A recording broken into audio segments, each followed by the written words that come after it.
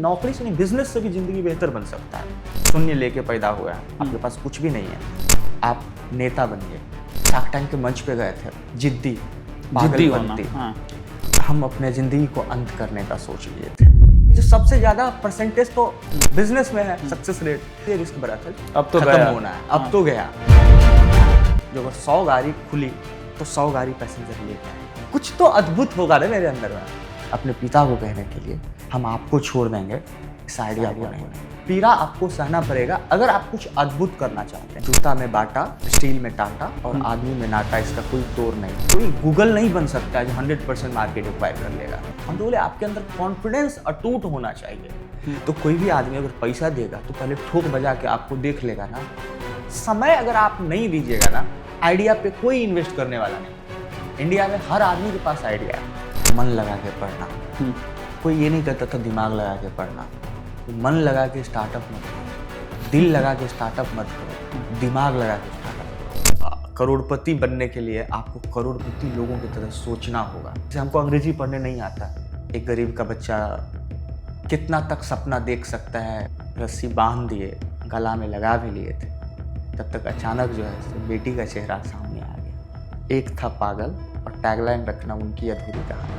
और अगला यही लक्ष्य है जो हमको अगले 3 साल में 400-500 करोड़ का बनाना है। कभी कभी बहुत ज़्यादा तेज दौड़ना भी हानिकारक होता है। हमारे पास ना MBA की कोई डिग्री है, ना BTech इंजीनियरिंग किए हैं। वो जो डिग्री अब मेरे नज़र में मायने नहीं रखता, मेरे नज़र में काबिल होना मायने रखता है। पहला प्यार और पहला नौकरी, ये दोनों को पाने के लिए जो तरफ होता है ना लोगों को, वो यूथ ही बता सकता है। हम लोग कभी आईफोन नहीं देखे थे, 8-10 रात से सोए नहीं थे, मतलब वो सपना टूट चुका था। जीरो से कैसे अरबपति बन सकते हैं, उस डिग्री की इतनी वैल्यू नहीं जो एक चपरासी का नौकरी मिल सके। उनके यहाँ जॉब किए एज ए ड्राइविंग। एक इंटरव्यू के बाद हार मान लिए थे कि मेरा जॉब नहीं हो पाएगा। बीवी के बिना नहीं रह सकता। मेंटली बहुत मजबूत हैं हम, फिजिकली बहुत कमजोर हैं। खूब फलनमा का बेटा बिजनेस करके 5 लाख रुपया महीना कमा रहा है, तो रोक के 4 गो गाली सुना देता है। सरकारी नौकरी मिलने के बाद ही लोग सफल मानेंगे। और जब लगता है उसको सरकारी नौकरी नहीं मिला तो उनको लगता है मैं फेल हो चुका, सब कुछ खत्म हो गया, मेरा खत्म हो गया। 4 लोग तो मेरे जाने के बाद वैसे भी मुझे भूल जाएंगे। 4 लोगों की बात छोड़िए, अपने परिवार के लोग भूल जाएंगे। डिग्री से ज़्यादा काबिल होने का। नमस्ते, स्वागत है आपका लाइव सीरीज के एक और पॉडकास्ट में। आज जो हमारे साथ गेस्ट जुड़ चुके हैं बातचीत करने के लिए, उनका नाम है दिलखुश कुमार, जिनको स्टार्टअप किंग ऑफ बिहार के नाम से भी जाना जाता है। तो ऐसे ही इनका नाम नहीं पड़ा है स्टार्टअप किंग ऑफ बिहार। आपको बता दें कि कभी दिल्ली के सड़कों पे इन्होंने रिक्शा चलाने का काम भी किया है और ये रोडवेज के मालिक हैं, एक टैक्सी कंपनी है। आइए इनसे बातचीत करेंगे, कैसे करोड़ों के मालिक बने, क्या स्ट्रगल रहा। बहुत स्वागत है सर आपका लाइव सीरीज के पॉडकास्ट में। बहुत बहुत धन्यवाद आपको अपने प्लेटफॉर्म पे बुलाने के लिए और मुझ जैसे व्यक्ति को दुनिया के नज़र में लाने के लिए आपका बहुत बहुत आभार। जी, सबसे पहला प्रश्न हम आपसे ये करना चाहते हैं कि आपके हाथ में मैंने एक कटा हुआ सेब वाला फ़ोन देखा और इससे एक जुड़ी हुई रोचक कहानियां हैं आपके पास। मैंने जब आपके बारे में रिसर्च किया, हमारी टीम ने जब आपके बारे में रिसर्च कर रहा था, तो उसमें मैंने ये देखा कि जब आप एक इंटरव्यू में गए थे तो आपको एप्पल का लोगो दिखाकर पूछा गया कि ये क्या है और कैसे है। तो ज़रा इस चीज़ को जिक्र कीजिएगा सर, इस कहानी के बारे में। इसमें कहानी ये है, जो जब 2009 में हमारी शादी हुई थी तो घर पापा चला रहे थे। तो पापा का मतलब वही दिहाड़ी था, 90 रुपये, 10-15 रुपये इधर उधर से कमा लेते थे, 20 रुपये। उनका डेली का दिहाड़ी यही था बस पे। तो शादी होने के बाद जिम्मेदारी बढ़ जाती है। आप पिता के होटल में कितना दिन खाना खाएंगे, कब तक खाएंगे, खुद भी अच्छा नहीं लगेगा। तो मुझे जॉब की ज़रूरत थी। तो क्वालिफ़िकेशन उतना अच्छा था नहीं जो बहुत कुछ बड़ा सोचते, कहीं सुपरवाइज़र का, फॉरमैन का। जनरली लोग गांव में यही सोचता है। तो मैट्रिक चूँकि 3rd डिवीज़न था और इंटर 2nd डिवीज़न था, तो सहरसा में एक जॉब मेला लगा था।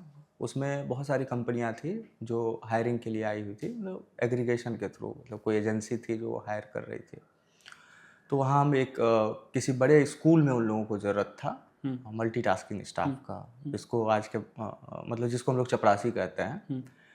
तो वहाँ हम भी अपना रिज्यूम डाले थे, सर्टिफिकेट चपरासी के लिए। हाँ, वो उसका जीरोक्स वगैरह लगा दिए थे। तो वो एक इंटरव्यू का डेट शेड्यूल किए थे, जो पटना में आपको बुलाएंगे आप आ जाइएगा। तो क्या होता है ना, मतलब एक चीज़ समझिए, जब पहला प्यार और पहला नौकरी, हाँ। ये दोनों को पाने के लिए जो तरफ होता है ना लोगों को, वो यूथ ही बता सकता है, युवा ही बता सकता है। जो मतलब पहला नौकरी में जो एक्साइटमेंट होता है लोगों का, जो वो मुझे मिल जाए, और पहला प्यार, वो तो वाकिफ़ है उससे दुनिया। तो मुझे भी मतलब जब तक इंटरव्यू के लिए, जब से इंटरव्यू के लिए बोला गया, जब पटना बुलाएंगे सप्ताह 10 दिन में, तो उसे रात का एकदम मतलब रात को नींद नहीं आता था। खूब सोचते थे अब नौकरी मिलेगा, सैलरी मिलेगी, अपनी ज़रूरतें को पूरा करेंगे, पापा का मदद होगा, जो वाइफ है उसकी भी कुछ ज़रूरतें होगी, उसको भी पूरा करेंगे। तो बड़ा एक्साइटेड होके हम आए थे पटना इंटरव्यू देने के लिए। उस समय हमारे गांव में बिजली आया ही था, और हम लोग प्रेस एफोर्ड नहीं कर सकते थे, अच्छा, आयरन आयरन एफोर्ड नहीं कर सकते थे। तो माँ लोग क्या करती थी ना, घर के बगल में तालाब है, उसी में कपड़ा खींचती थी, मतलब खींचती थी। हाँ, वो हाँ, धोती थी। चापाकल चलाने से अच्छा था। अभी भी लोग गांव में करते हैं, जिनके बगल में तालाब हो या पानी है तो वहाँ ज़्यादा प्रीफर करते हैं। तो माँ लोग उसको धो के और सूखने के बाद चपोत के तकिया के अंदर में रखते थे, ताकि वो थोड़ा सा दबे और अच्छा रहे, प्रेस टाइप का दिखे। प्रेस टाइप का दिखे, मतलब दबा के रखती थी। तो वहाँ वही कपड़ा लिए थे, तो बारिश हो रहा था तो 2 सेट कपड़ा ले लिए थे, एक पहन के गए थे और एक लेके आए थे झोला में करके। झोला में करके। और यही पटना में स्टेशन पे जब उतरे, तो वहाँ छोटा सा लॉन्ज सब नहीं है जो 20-30 रुपए लेता है, आप वहाँ पे थोड़ा ये आराम कर सकते, रिलैक्स हो सकते हैं उस समय। तो वहाँ गए, कपड़ा उपड़ा चेंज किए, और जब वहाँ पहुँचे तो बहुत सारे लोग पहले से भी थे इंटरव्यू के लिए, अलग अलग कैटेगरी के लोग थे। तो जब मेरी बारी आई तो हम गए। तो क्या है ना, मतलब हम लोगों का एक कल्चर था गांव में, तो जब भी आप अपने से किसी बड़े लोगों से मिले तो पैर छू के आप प्रणाम कीजिए उसको, ठीक है। हम उनको मतलब प्रणाम झुक के प्रणाम किए। उसके बाद बैठने के लिए बोला गया, बैठे। फिर वो लोग जो क्वेश्चन शुरू किए ना, वो अंग्रेजी में किए। अच्छा, जो इंटरव्यूअर थे। हाँ। तो चूंकि मेरा हमको अंग्रेजी का मतलब कुछ नहीं है, ना समझ में आता था ना बोल पाते थे, क्योंकि लगता हमको 7वीं 8वीं कक्षा में तो थोड़ा बहुत अंग्रेजी पढ़ना शुरू किए थे सरकारी स्कूल में, तो उस समय यही होता था। तो हम उनको बोले, सर हम कंफर्टेबल हैं हिंदी में, अंग्रेजी नहीं समझते हैं। तो फिर हिंदी में जो नाम पता परिचय हुआ सब पूछा गया, और बाद में एक सर जो थे वहाँ पे, वो अपना फ़ोन उठाया, बताया इस कंपनी का नाम बता सकते हैं। तो हम नहीं देखे थे पहले कभी भी उस कंपनी को, क्योंकि 9-10 में मतलब फोन रखा करते थे कि नहीं उस समय? नहीं, पापा के पास एक फ़ोन था, नोकिया 1100 मॉडल ऐसे करके। तो हम लोग कभी आईफोन नहीं देखे थे, तो हम बता दिए नहीं। तो बोले थे ये आईफोन है, एप्पल कंपनी बनाती है, ठीक है। तो मुझे जो वहाँ नौकरी नहीं मिला, उसका अब समझ में आया, जो रीज़न ये था, जो जिस स्कूल के लिए वो लोग हायरिंग कर रहा था वो बड़े लेवल का स्कूल था। वहाँ आपका कम्युनिकेशन स्किल अच्छा होना चाहिए ताकि आप बच्चों के साथ इंटरेक्ट कर सकें। उस समय नहीं ये सब समझ में आया, उस समय लगा नौकरी नहीं मिली। ठीक। तो जब नौकरी नहीं मिली तो वापस जब घर गए ना, तो तकलीफ था, क्योंकि रीजन तो मुझे नहीं पता। हमको तो ललक था नौकरी लेने का, और वो जो 8-10 रात से सोए नहीं थे, मतलब वो सपना टूट चुका था। तो हम अपना सारा सर्टिफिकेट, माँ बना रही थी चूल्हा पे घट्ठा, गाय को खिलाया जाता है ना, तो उसी के लिए घट्ठा बना रही थी, उसमें सारा सर्टिफिकेट जला दिया। क्या ये बात सच है? हाँ बिल्कुल, उसी दिन जला दिए थे। जलाने का रीज़न यही था, जो ट्रेन में जब तक हम ट्रेवल करके घर पहुँचे थे ना, और रात भर हम यही सोचे, जो मेरे बाबूजी जो हम लोगों को पढ़ाने के लिए, किताब लाने के लिए, कॉपी लाने के लिए 1-1 रुपए जोड़ के देते थे। खुद वो फटे हुए गंजे भी पहनते थे। वो उस समय टायर का चप्पल बना के पहनते थे, जो बहुत ज़्यादा टिकाऊ होता है। उस समय जो मोची होते थे चौराहा पे ना, वो उसके पास जाते तो वो आपको टायर का चप्पल बना के देता, और वो बहुत टिकाऊ होता था। पापा वो चप्पल पहनते थे। उनका हम दुख और पीड़ा देखे हैं, मतलब कभी छुट्टी नहीं लेते थे। मतलब वो जब ट्रक पे खलासी थे, उनका उस समय का जो स्ट्रगल था वो देखे हैं। दादाजी के साथ जब भैंस चरा रहे थे, बहुत छोटे थे हम लोग, उस समय का उनका हम स्ट्रगल देखे हैं। तो मुझे लगा जो पिता इतना त्याग करके हमको पढ़ाए, डिग्री दिलाए, उस डिग्री की इतनी वैल्यू नहीं जो एक चपरासी का नौकरी मिल सके। तो ये प्रूफ करता है, जो आपको जीवन में आगे बढ़ने के लिए और पैसा कमाने के लिए या कोई काम करने के लिए डिग्री से ज़्यादा महत्व काबिल होने का है। स्किल जरूरी है। स्किल बहुत ज़रूरी है। तो मुझे मतलब अपना जो आभास हुआ, डिग्री पढ़ाई बहुत ज़रूरी है, लेकिन डिग्री के लिए नहीं, स्किल के लिए।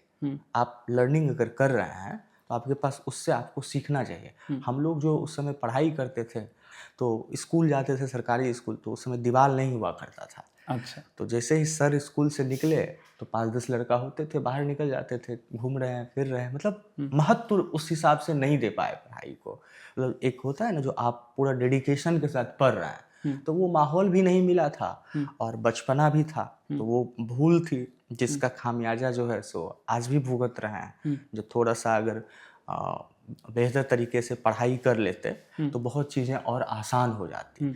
लेकिन हम यही कहते हैं हमेशा, जो डिग्री समाज के लिए ज़रूरी है, सोसाइटी को दिखाने के लिए ज़रूरी है, या जो हम लोगों का अंग्रेज दे के गए हैं, जो एक ठप्पा जो आप प्रूफ करता है जो आप पढ़े लिखे हैं, वो सिर्फ प्रूफ करेगा सोसाइटी में, समाज में, लेकिन आपके जीवन में आगे बढ़ने में उसका उतना महत्व नहीं जितना आपके स्किल का होगा।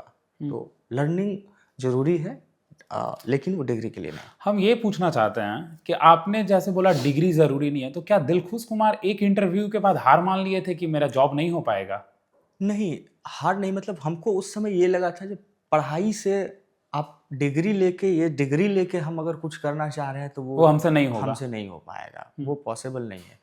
और चूंकि पापा गाड़ी चला रहे थे तो मुझे आसानी उसी में लगा। जो गाड़ी चलाना ज़्यादा आसान है, मतलब लोगों को ज़रूरत भी है और इजी वे में और तुरंत पैसा भी मिलेगा, तुरंत पैसा भी मिलेगा। तो बस पापा से गाड़ी चलाना सीखे। और आप समझ सकते हैं, जो एक पिता हमेशा चाहता है मेरा बच्चा हमसे ऊपर उठ के बैठे। सही बात है, अगर हम ड्राइवर है तो मेरा बेटा ड्राइवर ना बने। कोई नहीं चाहता है, जो खास करके ड्राइवर का बेटा, ड्राइवर तो नहीं चाहता मेरा बेटा ड्राइवर बने, किसान भी अब नहीं चाहता मेरा बेटा खेती करे। तो क्योंकि वो देखे ड्राइवर का क्या इज्जत है सड़क पे, थोड़ा सा पानी भी अगर छींटा भी पड़ जाए किसी को गलती से तो रोक के 4 को गाली सुना देता है। तो वो चीज़ वो देखे हैं, वो नहीं चाहते थे हम ड्राइविंग करें, लेकिन उनको किसी तरह कन्विंस करके, जिद से, थोड़ा सा जिद्दी स्वभाव भी रहा है शुरू से, तो हम जिद ठान बैठे थे नहीं हमको सीखना है, बस वो हमको सिखा दिया। तो वहाँ से फिर शुरू। लेकिन हमारे समाज में तो डिग्री का बहुत महत्व है, बिना डिग्री के जॉब नहीं मिलता, ऐसा कहा जाता है और ऐसा देखा भी जाता है और ऐसा होता भी है। मेरा मानना है ना, जो मतलब अपने समाज में जो ये धारणा है ना, इसका रीजन है जो लोग देखें, जो सरकारी नौकरी अगर मिल जाए डिग्री लेके तो आपका समाज में, सोसाइटी में इज्जत बढ़ जाता है। और अगर आप कोई अच्छा सा किराना दुकान चला रहे हैं तो आपकी कोई वैल्यू नहीं है। तो वो देखते हैं, जो वैल्यू अगर बनाना है सोसाइटी में तो नौकरी लेना है, और नौकरी लेने के लिए आपके पास डिग्री भी होना बहुत ज़रूरी है। आप एग्ज़ाम में बैठेंगे, पास करेंगे, फिर आपको नौकरी होगा। तो सरकारी नौकरी के पीछे ज़्यादा लोग भागते हैं। बिल्कुल, वो इसी के कारण, जो क्योंकि उनको पता है जो सरकारी नौकरी मिलने के बाद ही लोग सफल मानेंगे। सही बात है। तो थोड़ा सा वहाँ माइंडसेट ये है, और इसी के कारण है जो लोग डिग्री के पीछे ज़्यादा भागते हैं। जैसे हम लोग एक स्टेटस मेंटेन करने के लिए आज एक चला है प्रथा, जो बच्चों को हम लोन लेके भी कोटा भेजेंगे, लोन लेके भी बैंगलोर भेजेंगे, लेकिन हम उनको बैंगलोर में रह के पढ़ाएंगे। मेरा मानना है, जो पढ़ाई का जो आपके अंदर है उत्सुकता, जो हमको पढ़ाई करना है, तो ज़रूरी नहीं हम बैंगलोर में जाके पढ़ें, बिल्कुल कोटा में जाके पढ़ें। पटना से भी हो सकता है। कई ऐसे एग्जाम्पल है मेरे नज़र में जो जॉब करते हुए यूपीएससी कंप्लीट किए हैं। जॉब करते हुए बहुत सारे ऐसे, अब देखिएगा सॉरी, आईआईटी पास आउट हुआ, कोई कंपनी में प्लेसमेंट हुआ, कंपनी में प्लेसमेंट लेने के बाद ही वो तैयारी करके, बहुत सारे ऐसे आपको मिल जाएंगे जो कंपनी में जॉब करते हुए, बड़ी बड़ी कंपनी में वो अपना जो है सो यूपीएससी निकाले। तो आप कैसे पढ़ रहे हैं, दिल से पढ़ रहे हैं या सिर्फ आप रट्टा मार रहे हैं? मतलब एक होता है ना, जो क्वेश्चन पूछेगा वो क्वेश्चन रट्टा मार लिए, एक होता है नहीं, वो जो टॉपिक है ना उसको घोल के पी लिए, मतलब उसको समझ गए, ताकि कभी भी उस टॉपिक से रिलेटेड कोई भी प्रश्न आया तो जवाब दे सके। तो हम जवाब दे सके। रट्टा मारा हुआ जवाब नहीं, हम बना के भी जवाब दे सकते हैं, हम अपने थॉट से जवाब दे सकते हैं। आपका जवाब मैच होना चाहिए, तो आप कहना क्या चाहते हैं, मतलब आपका मतलब लिखावट जो होता है, भाषा, वो तो एक माध्यम है आप अपनी बातों को समझाने का, आप उसको किसी भी तरीके से समझा सकते हैं। आंसर ये होना चाहिए। तो आपके हिसाब से रटने से ज्यादा जरूरी है समझना? बिल्कुल, किसी तो भी चीज को समझना है। आज जैसे आपने बोला सरकारी नौकरी में ज्यादा वैल्यू है, लोग अगर प्राइवेट से 1 लाख रुपया भी कमाए और सरकारी से 50,000 कमाए तो वो ज्यादा वैल्यूएबल है। तो कैसे उन युवाओं को आप सजेशन देंगे जिनकी सरकारी नौकरी की उम्र खत्म हो चुकी है और चाहते हैं कि नहीं मैं कुछ अलग करूं, तो कैसे आप उन युवाओं को प्रेरित करेंगे स्टार्टअप करने के लिए, या कैसे कुछ अलग कर सकते हैं लाइफ में? सबसे पहले देखिए क्या है ना, जो हम लोग जब स्कूलिंग में जाते हैं और स्लेट पेंसिल दिया जाता है हाथ में, उसी दिन से माइंड में सेट भी किया जाता है कि तुमको पढ़ना है नौकरी के लिए, तुमको सरकारी नौकरी लेना है, या मतलब माइंडसेट ही यही है। माइंडसेट ही सेट कर दिया जाता है। तो क्या होता है ना, बच्चा उसी के पीछे एकदम लगा हुआ रहता है और 5 साल 7 साल 8 साल 10 साल वो तैयारी करने के बाद, क्वेश्चन आंसर रट लेने के बाद, जब उनको लगता है नौकरी नहीं मिला, क्योंकि पॉसिबल नहीं है हर आदमी को सरकारी नौकरी, सही बात, पॉसिबल भी नहीं है। हाँ। और जब लगता है उसको सरकारी नौकरी नहीं मिला तो उनको लगता है मैं फेल हो चुका, सब कुछ खत्म हो गया मेरा, खत्म हो गया, मैं हार गया, मैं फेल हो चुका हूँ, लोग क्या बोलेंगे। अच्छा, ये लोग क्या बोलेंगे बहुत ज्यादा है अपने सोसाइटी में, खासकर बिहार और यूपी में देखा जाता है। ये लोग क्या बोलेंगे पे थोड़ा सा, आपका एक लाइन भी है मैंने पढ़ा था, नींदा और नींद ये दोनों त्याग करना होगा, तो ये कैसे इससे कनेक्ट होता है, थोड़ा बताइएगा। देखिए क्या है ना, जब भी आप कुछ बड़ा सोच रहे हैं या आपके मन में कुछ थॉट आया, बहुत सारे ऐसे वैज्ञानिक हैं जो जिनके मन में कुछ इन्वेंशन आया था करने के लिए आइडिया, तो स्टार्टिंग में लोग उसको पागल समझता था, बाद में जब वो प्रूफ कर दिया तो सही वो हो गया, महान हो गया। सही बात है ना। तो जब भी आपको ये लगेगा कि नहीं मेरे मन में कुछ ख्याल है, इससे हम कुछ बड़ा कर सकते हैं, तो आपको ये सबसे पहले भूलना होगा लोग क्या कहेंगे, क्योंकि आप जो अपने आंखों से सपना देख रहे हैं वो कोई और नहीं देख सकता है, ना ही किसी को दिखा सकते हैं, वो आपके मन में चल रहा है। हर आदमी का दिमाग अलग अलग होता है, विचार अलग अलग होता है, तो वो हो सकता है उनको समझ में ना आए तो वो आपके विचारों के साथ सहमत ना हो, वो आपको कभी बोले नहीं हो पाएगा। बहुत सारे लोग ऐसे भी होंगे जो इंतजार में रहेगा, नहीं हम बोले नहीं होगा तो नहीं ही होगा, और अगर गलती से हो गया तो फिर वो उनका मुंह बंद हो जाता है। तो एक तमाचा होता है सक्सेस, एक डर जो है ना अंदर में, लोग क्या बोलेंगे। बात बताते हैं बॉस, हम कितने दिन के लिए धरती पे आए हमको पता है? नहीं पता, बिल्कुल नहीं पता। अगले सेकंड होंगे नहीं होंगे इसका भी नहीं पता है। जब मुझे ये नहीं पता मेरे पास कितना समय है, तो मैं खुद के संतुष्टि के लिए काम करूं या 4 लोगों की संतुष्टि के लिए? बिल्कुल। वो 4 लोग तो मेरे जाने के बाद वैसे भी मुझे भूल जाएंगे। 4 लोगों की बात छोड़िए, अपने परिवार के लोग भूल जाएंगे। 4 10 दिन 20 दिन, महीना दिन, 2 महीना 3 महीना 6 महीना जाते जाते हमारी माँ भी कोई कपिल शर्मा का शो देखेगी, मस्त एकदम ठहाका लगाएगी, ठीक है, कभी कभी याद आएंगे, लेकिन मेरे बगैर उनकी जिंदगी नहीं कटेगी, ये इम्पॉसिबल है। मतलब सब ऐसा बहुत एग्जाम्पल कट रहा है, वो मतलब सब आदमी समस्या को धीरे धीरे अडॉप्ट कर लेते हैं। सही बात तो है। उस समय जब आपको ये नहीं पता है जो हम कितना दिन है, तो फिर आप इन सब चीजों पे तो फोकस ही मत कीजिए, लोग क्या सोचेंगे।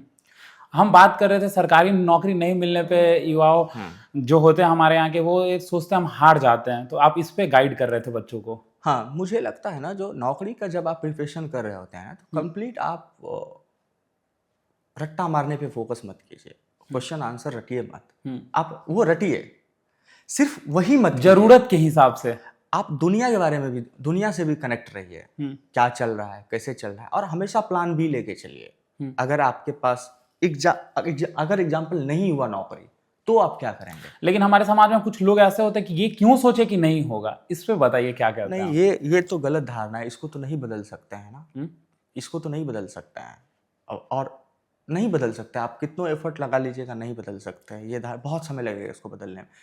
जब तक 100 200 500 लोग नहीं निकलेगा ना, मतलब एक जिला से जिसका एग्जाम्पल लोग दें समाज के बीच से, जब तक गार्जियन खुद प्रेरित नहीं करेगा कि देखो फलनमा का बेटा बिजनेस करके 5 लाख रुपया महीना कमा रहा है, 2 लाख रुपया महीना कमा रहा है, जब तक वो खुद प्रेरित नहीं करेगा तब तक सोसाइटी से ये नहीं निकलेगा, नहीं निकलेगा। तब तक वो सिर्फ 10 लाख लगेगा भी ऊपर से तो दे के ही सही, बस हमको नौकरी जॉब चाहिए हमको। हाँ।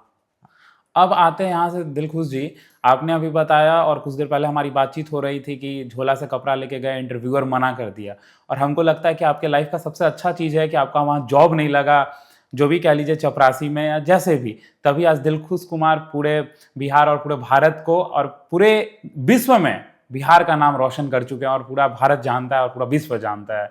तो अब ये बताइए कि ये तो ठीक है, इंटरव्यू में गए, नहीं हुआ, उसके बाद फिर आपका नेक्स्ट स्टेप क्या हुआ?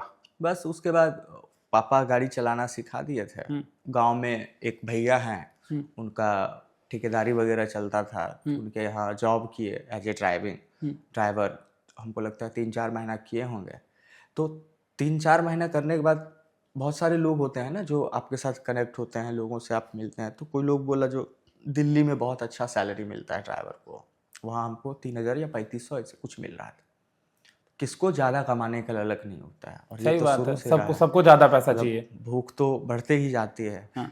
तो हम दिल्ली निकल गए, एक परिचित के से बातचीत लेकिन करके। दिल्ली का रास्ता नहीं पता था आपको कि दिल्ली कैसे जाना है? सहरसा से डायरेक्ट ट्रेन थी उस समय, एक पुरवैया एक्सप्रेस करके चलती थी, उसका टिकट बनाए थे और वो आनंद विहार तक जाती थी। तो जिनसे बात हुई थी वो बोले थे हम आपको आनंद विहार में रिसीव करने आ जाएंगे। उनको बॉगी नंबर, सीट नंबर वगैरह वगैरह हम बता दिए थे। तो वहाँ पे हमको रिसीव कर लिए। और वहाँ जब दिल्ली पहुँचे ना, तो बहुत सारे लोगों के साथ पास गए जो हमको गाड़ी चलाना है। तो उस समय हमको ट्रैफिक नियम नहीं पता था। ये लाल बत्ती, पीला बत्ती, हरा बत्ती, ये सब सहरसा में था ही नहीं, अभी भी नहीं है। उस समय की बात छोड़िए, अभी भी नहीं। पटना में बहुत कम है, रेयर जगह पे। और तो लोगों को लगता था कि भाई इसको ना ट्रैफिक का नियम पता है, ना दिल्ली के रूट पता है, तो इनको रखना अभी मतलब संभव नहीं है। और हर आदमी अपना कन्वीनियंस ढूंढता है ना, उनके लिए एक हेडेक बन सकते थे हम। चलान कट जाता है या कहीं जाने में बहुत समय लगता, लोगों से पूछ के जाना होता। उस समय गूगल मैप का उतना ट्रेंड नहीं था। गूगल मैप था, आ चुका था शायद उस समय, ट्रेंड नहीं था। और मेरे पास वो स्मार्टफोन वगैरह भी नहीं था, अफोर्ड भी नहीं कर सकते थे। तो मुझे लगा जो लोगों के जिनके पास हैं उनके पास बैठ के बोझ ना बने हम। क्योंकि बाहर में हर आदमी जो कमा रहा है ना, वो कैलकुलेट करके जी रहा है। मतलब इतना खर्च करना है, इतना पैसा आएगा तो ये लाना है, घर भेजना है। और हम अगर बढ़ गए 10 दिन खा लेंगे तो उनका नुकसान होगा उससे। तो मुझे लगा, मेरे मन में आइडिया आया, क्यों ना हम एक रिक्शा लें। उस समय 15-20 रुपये डेली के बेसिस पे रिक्शा मिल जाता था। आप दिन भर चलाइए और शाम में जमा कर दीजिए, 15-20 रुपये लगता था। तो हमको लगा कि क्यों ना एक रिक्शा ले लें, इससे कुछ सड़क का भी नॉलेज हो जाएगा, ये यू टर्न, लाल बत्ती, पीला बत्ती कैसे काम करता है, थोड़ा बहुत ही सब का भी नॉलेज हो जाएगा। तो 13-14 दिन हम चलाए थे रिक्शा, और अपने जैसे दुबले पतले लोगों को ढूंढ के बैठाते थे, मतलब जो, क्योंकि थोड़ा सा हेल्थ कम था आपका।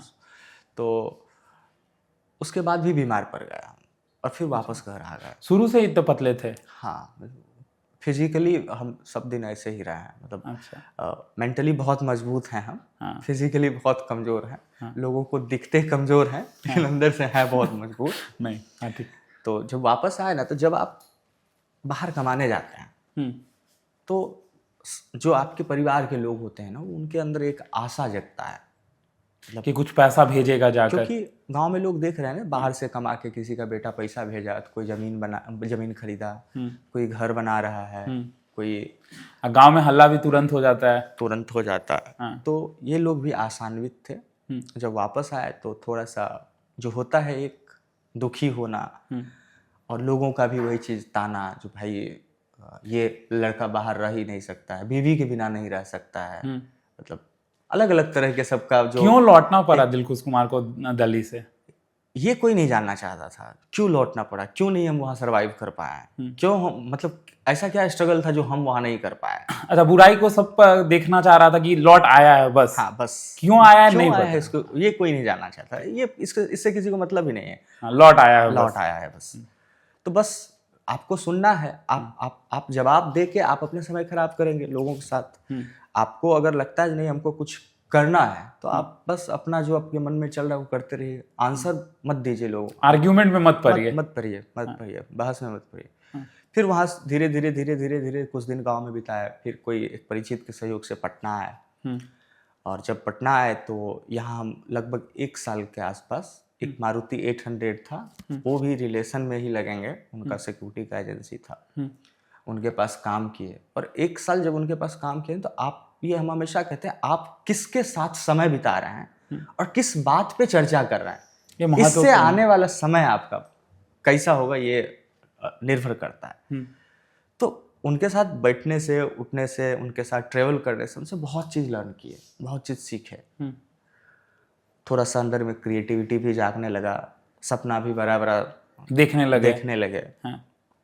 तो ऐसे ही एक दिन हम इलेक्ट्रिक का सामान लेने मीठापुर गए थे। मीठापुर में एक कृष्णा इलेक्ट्रिक है, वहाँ गए तो एक किसी व्यक्ति को पंखा टंगवाना था घर में। अच्छा। है ना। तो वो आया, बोला भैया एक लड़का हमको दीजिए, जाके पंखा टांग देगा। तो वो किसी को फ़ोन किया और बोला भैया हम आ जाएंगे, इतने बजे जाके टांग देंगे, एड्रेस आप लिखा दीजिए। मेरे मुंह से निकल गया भैया एक पंखा टांगने का कितना लगता है? तो वही 90-100 रुपये वो बता। हम कैलकुलेट करने लगे, दिन भर में 5 पंखा टांग दिए, 7 पंखा टांग दिए, 700 कमाएंगे। अभी तो 3500 रुपये मिल रहा है महीने का। पूरे महीने काम करो तो 3000 उधर से भी हो जाएगा। नहीं, उसको छोड़ देंगे। अच्छा, इसको छोड़ देंगे। हाँ, मतलब ड्राइवर फुल टाइम यही करेंगे। तो मन में ये कैलकुलेट करने लगे 5-7 पंखा डेली टांग देंगे, थोड़ा बहुत सीख लेंगे बिजली का काम। तो उनको बोले भैया हमको बिजली का काम सीखना है, आप सिखवा देंगे? कृष्णा इलेक्ट्रिक वाले को। हाँ। और वो बोले हाँ बिल्कुल हम सिखवा देंगे। हम उसी दिन, जिस दिन बात हुआ शाम में, अगले दिन हम जॉब छोड़ दिए और उनके दुकान पे जाके बैठ गए। वो एक उनका सीनियर एक मिस्त्री था जो बिजली वायरिंग वगैरह करता था बहुत दिनों से, उनके साथ कनेक्ट कर दिए। महीना 1.5 महीना उनके साथ हेल्पर में रहे होंगे। जो नॉर्मल काम होता है लोगों के घर में, पंखा लगाना, बल्ब होल्डर चेंज करना, स्विच चेंज करना, मतलब वो नॉर्मल काम हम सीख लिए थे। गीजर लगाना। बस वहाँ से मन लगने लगा काम करने में। डेली 300 रुपये, 400 रुपये, 500 रुपये तो बना ही लेते थे। अच्छा, डेली का पैसा दिखने लगा और मन भी लगने लगा। मन भी लगने लगा। फिर लोगों से कनेक्ट होते गए, कनेक्ट होते होते। हाँ, इसमें ये एक बहुत प्लस पॉइंट था। हाँ बिल्कुल, डेली लोगों से मिलना। बिल्कुल, अलग अलग पॉजिटिव लोगों से मिलना।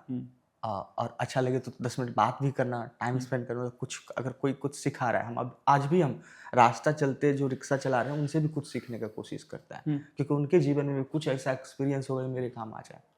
अच्छा, कोई ऐसा लोग जिसके यहाँ पहले काम किए थे और आज वो आपको देखते हैं कि हाँ दिलखुश कुमार कहाँ है, कोई ऐसा लोग जो अभी याद है या जिनसे मिले हो अभी? हम हमेशा सबका सम्मान करते हैं जो मेरे उस दौरान में स्थिति में थे हमारे आपके साथ किसी तरह से भी वो हमारा मदद किए, तो उनको हम याद करते हैं। उनके साथ अच्छा संबंध बना के रखे हुए हैं। आज भी बातचीत होती है और बहुत रिस्पेक्ट करते हैं हम, बहुत इज्जत देते हैं। तो उसी समय धीरे धीरे जाके हम वास्तु विहार में ठेकेदारी करने लगे, वहाँ तक पहुँच गए। इलेक्ट्रिकल, फायर, ये सब का काम लेने लगे। 2015 तक यही किए। तो उसी समय का एक सीन है जो हमारे उस समय स्टोर कीपर हुआ करते थे वास्तु विहार में। तो हम लोगों को कोई सामान इशू करवाना होता था तो उनके सामने जाके अर्जी लगाते थे, बहुत देर बैठते थे, तब वो फ्री हुए तो करवाते थे। आज वो हमारे ऑपरेशन टीम के हिस्सा हैं। अच्छा। और बहुत ही डेडिकेशन के साथ 2.5 साल से वो मेरे साथ काम कर रहे हैं, क्योंकि उनको मतलब वो चीज़ नहीं मिल पाया वहाँ जो हम उनको दे दिए। और हमको भी अच्छा लगता है, चलो भाई उस समय जो आदमी मतलब जिनके पास हम काम करने के लिए तो थोड़ा बहुत होता है। हाँ, बिल्कुल स्वभाव, आदमी का स्वभाव है, हमको भी अच्छा लगता है। तो ये सब चीज़ें चलता रहा। जिनके साथ हम काम करते थे आज वो हमारे साथ काम कर बिल्कुल, तो अच्छा लगता है ये सब। उसके बाद 2015 में हमको लगा नहीं कुछ बेहतर और करना है, तो कुछ पैसा वैसा कमा लिए थे। मतलब लाइफ स्टाइल चेंज, फिर आप गाड़ी खरीदे, है ना? हाँ, लाइफ स्टाइल सब चेंज हो चुका था। तो उस समय इंटरनेट भी अब पिक पे आ चुका था। ये आपका यूट्यूब बहुत किस वर्ष का बात है ये 2015-16 का बात है। अच्छा, ठीक है। तो और हमको लगता है 16 में जियो भी आ गया था 4G लेके। उससे पहले 3G पे हम लोग शिफ्ट थे, 3G चल रहा था। तो उस समय यूट्यूब पे जो वीडियो देखते थे ना, तो हम पॉजिटिव कंटेंट ज़्यादा देखते थे, क्रिएटिव, कुछ नॉलेज वाला कंटेंट हो, मतलब कुछ एक होता है ना सीखने का ललक था। हाँ। तो सीखते गए, मतलब देखते देखते माथा में दिमाग में आया क्यों ना हम भी कुछ नया करें, यूनिक करें, स्टार्टअप करें। मन में चलने लगा था। और स्टार्टअप इंडिया का नारा दे दिए थे प्रधानमंत्री जी। तो हर जगह बात होने लगी थी। उस समय पेटीएम मतलब सबके मोबाइल में आने लगा था रिचार्ज करने के लिए वगैरह। तो मुझे लगा था हमको भी कुछ करना चाहिए, तो हम एक सब्जी का स्टार्टअप किए पटना में ही। तो पंपलेट वगैरह छपवाए, कुछ VIP एरिया में उसको खुद से जाके सर्कुलेट किए, वहाँ बांटे। और उनके जो सोसाइटी वाले गार्ड होते थे उनके साथ बैठना, भैया ऑर्डर दिलवाना यहाँ से, हाँ। तुमको भी कुछ कुछ फायदा देंगे, मतलब एक जो होता है एक काम करने का काम तरीका। करने का तरीका हाँ। करने लगे। और मीठापुर सब्जी मंडी से सब्जी लाते थे, ऑर्डर बहुत कम आता था, तो क्या होता था ना, शाम को सब्जी लगता था नहीं ये बच गया, मतलब अब ये खराब हो जाएगा, इसको कैरी नहीं कर सकते कल के लिए परसों के लिए। तो हम खुद से गर्दनी बाग रोड नंबर 1 में, रोड के साइड में सब्जी लोग बेचते हैं, कोई ठेला लगा के, कोई बोरा बिछा के, तो जो बचा हुआ सब्जी रहता था वो हम जाते थे वहाँ बोरा बिछा के और जिस रेट में लाते थे उसी भाव में बेच के निकल जाते थे। उस समय क्या महसूस होता था दिलखुश जी, क्या लगता था कि क्या होगा जीवन में, नहीं होगा, कुछ लगता था ऐसा? नहीं देखिए, हमेशा हम जो है ना सो चैलेंज के सामने हम एक्सक्यूज नहीं ढूंढे, मतलब एक होता है ना, एक्सेप्ट करके काम किए उस accept पर। मतलब बहाना नहीं ढूंढे हम, जो नहीं करने का बहाना, हमको करना है। मतलब हम सीख भी तो रहे थे ना, बिजनेस में आए थे, या हम सपना बड़ा देख रहे थे, कुछ बड़ा करेंगे, मतलब क्या करेंगे मुझे भी नहीं पता, करना है कुछ जैसे बड़ा करें, करना है, हाँ। जो जिससे कि घर परिवार अच्छा से चले, लाइफ स्टाइल सबका जो है सो थोड़ा और बड़ा हो जाए, मतलब परिवार का कंडीशन बदलना था, कंडीशन बदलना है, ये मन में था। मन में था। तो 1-2 महीना 3 महीना काम किए होंगे, मतलब उसके बाद लगा नहीं ये नहीं चल पाएगा। उसका बहुत सारा रीजन रहा, या तो हमको धंधा करना नहीं आता था उस समय, कोई एक्सपीरियंस नहीं था, या हमको लगा जो उस समय हम अर्ली स्टेज में थे, सब्जी खरीदने के लिए लोग आज भी बाजार निकलना ज़्यादा पसंद करते हैं, मोल भाव वहाँ करेंगे ही, मॉल में नहीं करेंगे लेकिन वहाँ पे करेंगे मोल भाव, बिल्कुल बिल्कुल, ताज़ा ताज़ा ढूंढ के खुद से चुन के निकालेंगे। तो ऑनलाइन या टेलीफोनिक ऑर्डर करना उसमें लोग पसंद नहीं करते थे, तो मुझे लगा नहीं ये नहीं हो पाएगा। तब तक जो है सो फिर मुझे लगा नहीं अब हमको सहरसा लौटना चाहिए। बहुत अच्छा, यहाँ पटना छोड़कर सहरसा चलो। 2016 में हम लोग सहरसा शिफ्ट हो गए और वहाँ पे हम शुरू किए आर्यन कैब नाम से टैक्सी का। जैसे देखे पटना में, दिल्ली में बड़ी बड़ी कंपनियां कर रही थी ऑनलाइन टैक्सी, मतलब ऐप खोलो, बुक करो और घर पे टैक्सी खरीदो। कब ये मन में सबसे पहले आया कि ये टैक्सी वाला स्टार्ट करना चाहिए? 2016 में ही। कैसे ये मन में आया? ऐसे ही देखते एक्सप्लोर करते करते मुझे लगा ये जो जरूरत मेट्रो सिटी में लोगों को है, ये गांव में भी तो लोगों को है। ऐसा नहीं है लोग छोटे छोटे शहरों में लोगों की जरूरतें नहीं है, वहाँ भी तो है लोग, वहाँ भी लोग भाड़ा करके गाड़ी कहीं जाते थे। तो मुझे लगा क्यों नहीं इसको भी ऑर्गेनाइज कर लें। एक बड़ा बाजार है ना, और रूरल मार्केट भी बड़ा बाजार है। तो उस समय हम 2000 कार खरीदने तक का पैसा हो गया था वास्तु विहार से, कमा लिए थे। मतलब ऐसा नहीं था जो महीने का हर महीने लाख 1.5 लाख रुपया बनाते थे, ऐसा नहीं था जो मतलब बहुत, मतलब ठीक ठाक बना लेते थे, लाख 1.5 लाख रुपया बना लेते थे।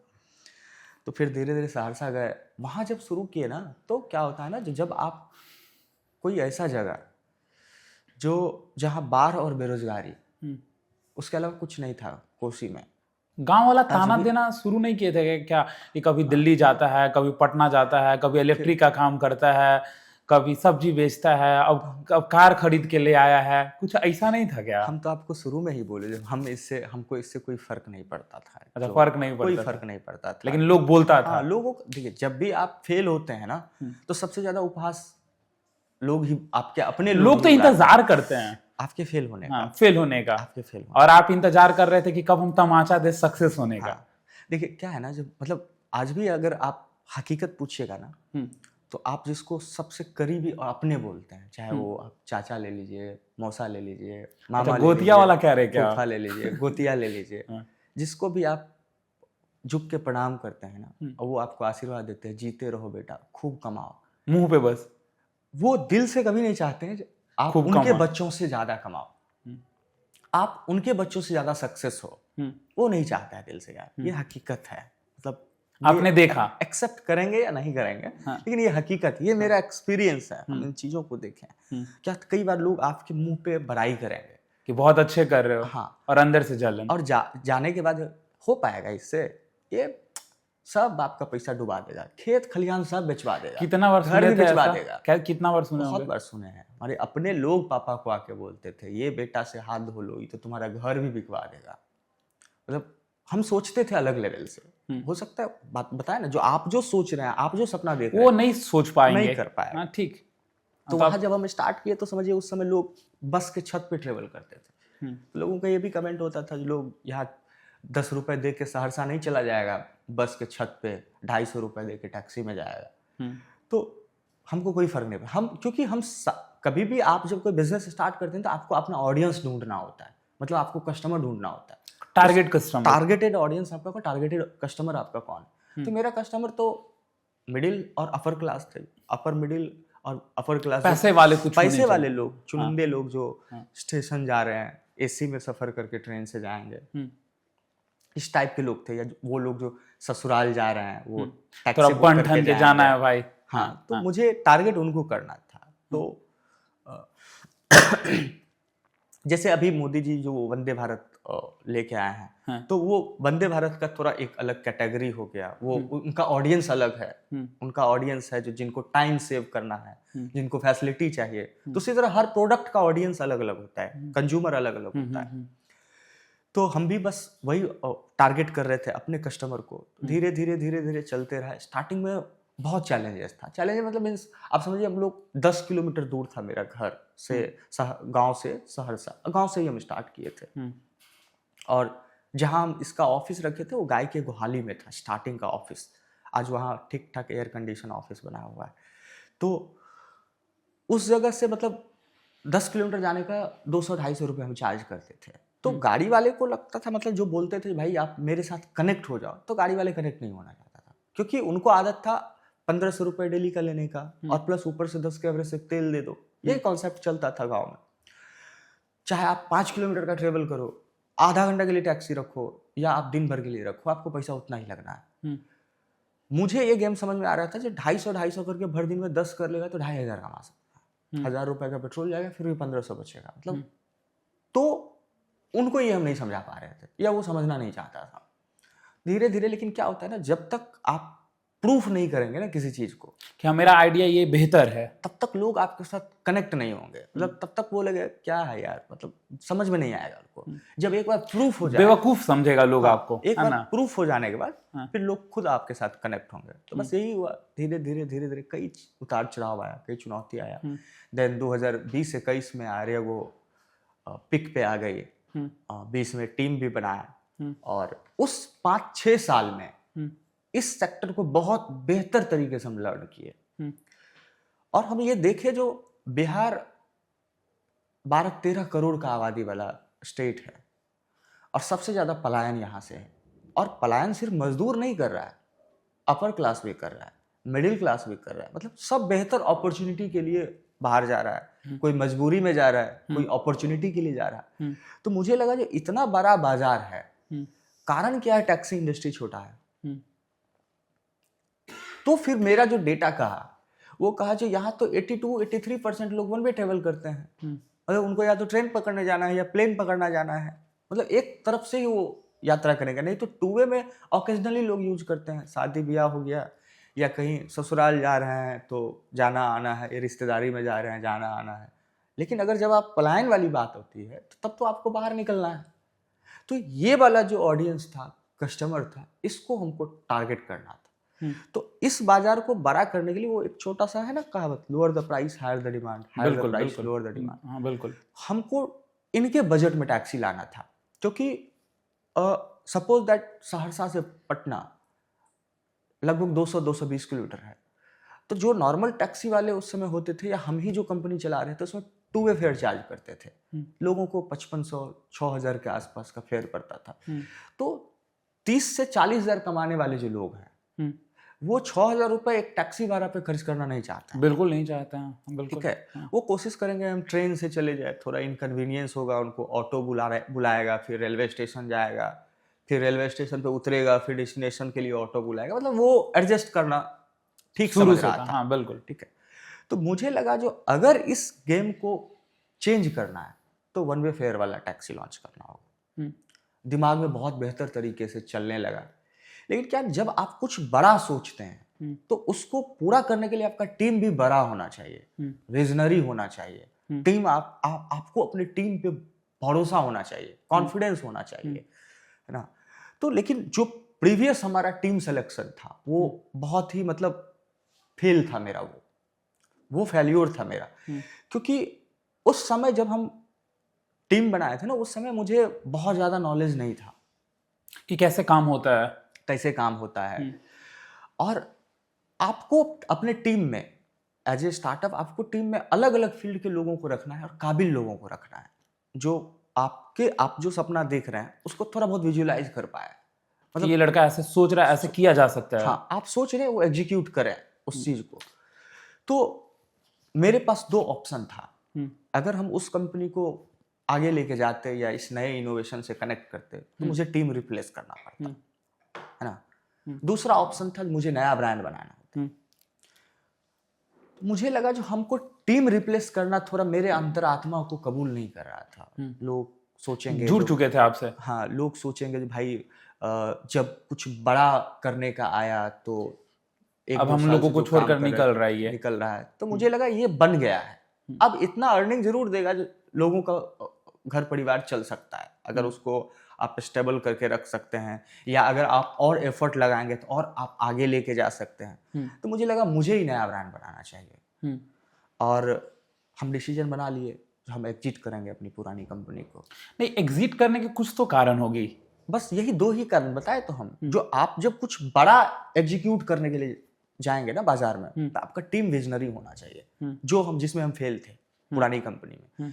दूसरा चीज था जो हम अगर उसी कंपनी को लेके जाते तो हम बहुत दूर तक नहीं जा पाते, और हमको चलना दूर तक है। आप एक चीज समझिए, जो ग्रंथ पढ़ते हैं, हाँ बोलिए सब, उस बहुत सारा चीज उसमें आपको बहुत सारा चीज लर्निंग देगा। लोग कहेगा, जो कभी कभी लोग का नैतिकता का परिभाषा भी बदल जाता है ना। जो जैसे अर्जुन को युद्ध के समय दुर्योधन का जब दुर्योधन का दोस्त जो था कर्ण, उनका जब पहिया फंस गया था तो वो बोले थे कृष्ण को, जो भाई हम कैसे युद्ध करें, उनका ये तो युद्ध के नीति के विरोध है, उनका पहिया धंसा हुआ था। तो श्री कृष्ण उनको बोले थे, जो जिस समय वो द्रौपदी का वस्त्र हरण कर रही थी वो क्या नीति के विरुद्ध नहीं था?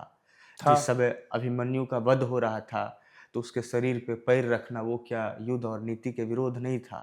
तो कभी कभी क्या होता है ना, आपको इन सब चीजों से ऊपर उठ के डिसीजन कहना आप ये चाहते, परिवर्तन ही संसार का नियम है। तो जब आपको लगेगा जो मुझे एक नदी को पार करना है और उस नदी का वेग बहुत बड़ा है और आपको तैर के पार करना है, तो लेकिन आपके पीठ पे बोझा है 2 4 5 लोगों का, आपको लेके अगर सबको निकलते हैं पार करने के लिए तो रिस्क ज्यादा है, क्योंकि वो लोग हाथ पैर नहीं चलाएंगे, वो कंप्लीट आपके पीठ पे सवार रहेंगे, मतलब आपका वजन बढ़ा हुआ है, उनको सिर्फ पार करना है, हाथ पैर नहीं चलाना है। तो आप या तो डूब जाएंगे या आपको बहुत एफर्ट लगाना पड़ेगा तैरने में, और उसकी कोई गारंटी नहीं है जो आप पार कर भी पाएंगे कि लो नहीं। चांस था। तो सबसे अच्छा आपका नीति कहता है जो आप बाकी लोगों को वही छोड़ दीजिए, अगर आपके पैर में दम है तो आप तैर के निकल जाइए। बिल्कुल, हम अकेले, हमको पता है, हमको कॉन्फिडेंस है, हम अकेले तैरेंगे तो हम तैर के निकलेंगे। तो बस यही था, जो यही चीज था, मुझे लगा जो इन लोगों को तब छोड़ते हैं और हम निकलते हैं, क्योंकि हम हमेशा जो है ना सो समस्या के पीछे नहीं भागे, उसके निदान के पीछे, समाधान। बिल्कुल। और जब ये निर्णय लिए तो उस समय फैमिली भी थोड़ा सा ये हुआ था, क्योंकि आप एक ब्रांड बना दिए, वो नोन ब्रांड हो चुका था, उत्तरी स्टेबल हो गया था। और अगर उत्तरी बिहार में कोई अगर ब्रांड था सर्विस इंडस्ट्री में तो उस समय आ रहे वो था। तो परिवार को लगा ये क्या पागलपंती है, अब बना दिया, अब कह रहा है चले जाएं। इसका शुरू से रहा है, कभी कंस्ट्रक्शन किया, कभी ड्राइवरी किया, एक जगह टिका ही नहीं। तो मतलब टिके क्यों रहना भाई, जब आपको अपॉर्चुनिटी और बड़ा दिख रहा है ना, और आप ऊंचाई पे जाओ। मेरा एक क्वेश्चन होगा यहाँ से आपका, ये हम कहना चाहते हैं कि हमारे समाज में, बिल्कुल आप ये सच बात बोले कि अगर हमको दिख रहा है कि बड़ा अपॉर्चुनिटी है, पीछे ना बड़ा अपॉर्चुनिटी है, तो फिर हम क्यों नहीं उस चीज को एग्जिट करके कहीं और जाए। यहाँ पे लोगों का कहना क्या होता है कि अगर एक नाव से दूसरे नाव में जाओगे तो नाव डूब जाएगा। क्या कहते हैं इस पे आप? देखिए, हर काम आपको अनुभव देता है, और उस काम के उस काम से मिले हुए अनुभव ही आपके आगे का राह आसान करता है। ठीक है, आप पे निर्भर करता है आप कितना दूर तक सोच सकते हैं, है ना। तो जब हम एग्जिट कर रहे थे, छोड़ रहे थे, तो माँ लोग एकदम पूरा फ्रस्ट्रेट थी, मतलब ये कर क्या रहा है। तो थोड़ा बहुत फोन करके भी ये फिर से सोचो, दोबारा सोचो। तो हम उस समय बोले जो हमको सोचने दो, इसलिए हम हमेशा कहते हैं जो एक फाउंडर तभी कुछ बड़ा कर सकता है जब उसके अंदर 3 गुण हो, पागलपंती, पागलपंती और पागलपंती। क्योंकि आपके मन में जो आइडिया आया, जो आपके वो एक्सपीरियंस बस आप ही जान रहे हैं। वो आप ही जान रहे हैं, वो आप नहीं लोगों को समझा सकते हैं। 4 लोग जब तक ये ना बोले जिसको पागल खाना रांची भेज दो, तब तक समझो आप कुछ नहीं बड़ा कर कर रहे ही हैं। नहीं रहे हो, है ना। 4 लोगों का बोलना ये बहुत जरूरी है। सो एग्जिट किए और ईश्वर का कृपा देखिए, 2.5 साल हुआ है रोडवेज को, और बिहार में अगर सर्विस इंडस्ट्री में या स्टार्टअप में कोई सबसे तेजी से ब्रांड बना है तो है रोडवेज। मैंने तो आपको अभी जब इंट्रोड्यूस भी किया था तो बोला स्टार्टअप किंग ऑफ बिहार हमारे साथ जुड़ चुके हैं, और बिल्कुल ये लाइन आप पे एकदम सबसे सटीक बैठता है। लोग बस ये देखते हैं कि कैसे हुआ, लेकिन ये नहीं देखते हैं कि होने के पीछे वजह क्या था, कैसे वो किए। लोग ये देखते हैं कि हाँ दिलखुश कुमार जी रोडवेज के मालिक हैं, ये नहीं देखते हैं कि कितना संघर्ष था। कभी दिल्ली में टैक्सी चलाएं, कभी पटना आके जॉब किए, कभी इलेक्ट्रिक का काम किए, कभी गांव से लोगों का ताना सुने कि भाई ये लड़का क्या करेगा, पागल हो गया है, कभी इधर जाता है कभी उधर जाता है, एक जगह टिकता नहीं है। तो ये एक जगह क्यों नहीं टिका? आपको सेटिस्फैक्शन नहीं मिल रहा था? देखिए, वो कहते हैं ना, एक फिल्म का डायलॉग है, किक मिल गया।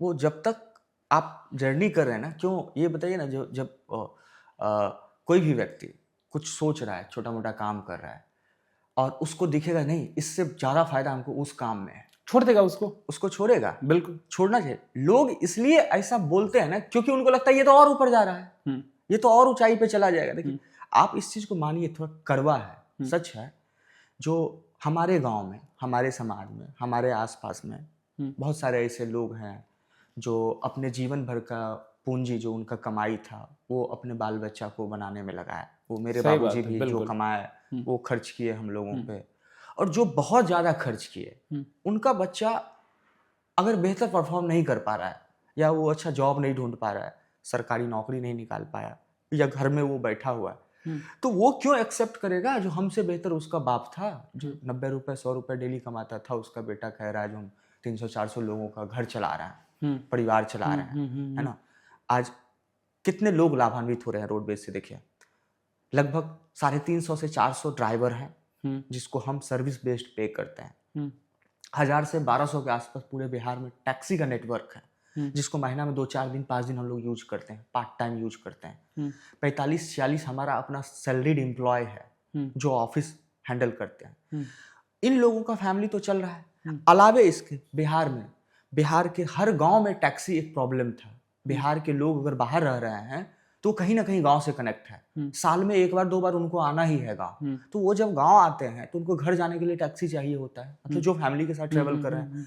उनको पहले जहाँ जाने का 5,000 रुपये लगता था, वहाँ आज वो 3,000 रुपये में चले जाते हैं, 2,500 में चले जाते हैं। 1,500-1,800 रुपये जो सेविंग हुआ ना, उनके लिए बड़ा एक ये चीज़ हुआ, मार्जिन हुआ। बिल्कुल। उसके बाद रीच आउट, आप गाँव में टैक्सी खोजना बहुत टफ था। वहाँ आप 4 घंटा 5 घंटा 8 घंटा पहले बुक करते हैं, और कहीं भी उस एरिया में हमारी कोई टैक्सी है, आपको कनेक्ट कर देते हैं, आपके पास पहुंच जाते हैं, मतलब इजी टू एक्सेस कर दिए उसको।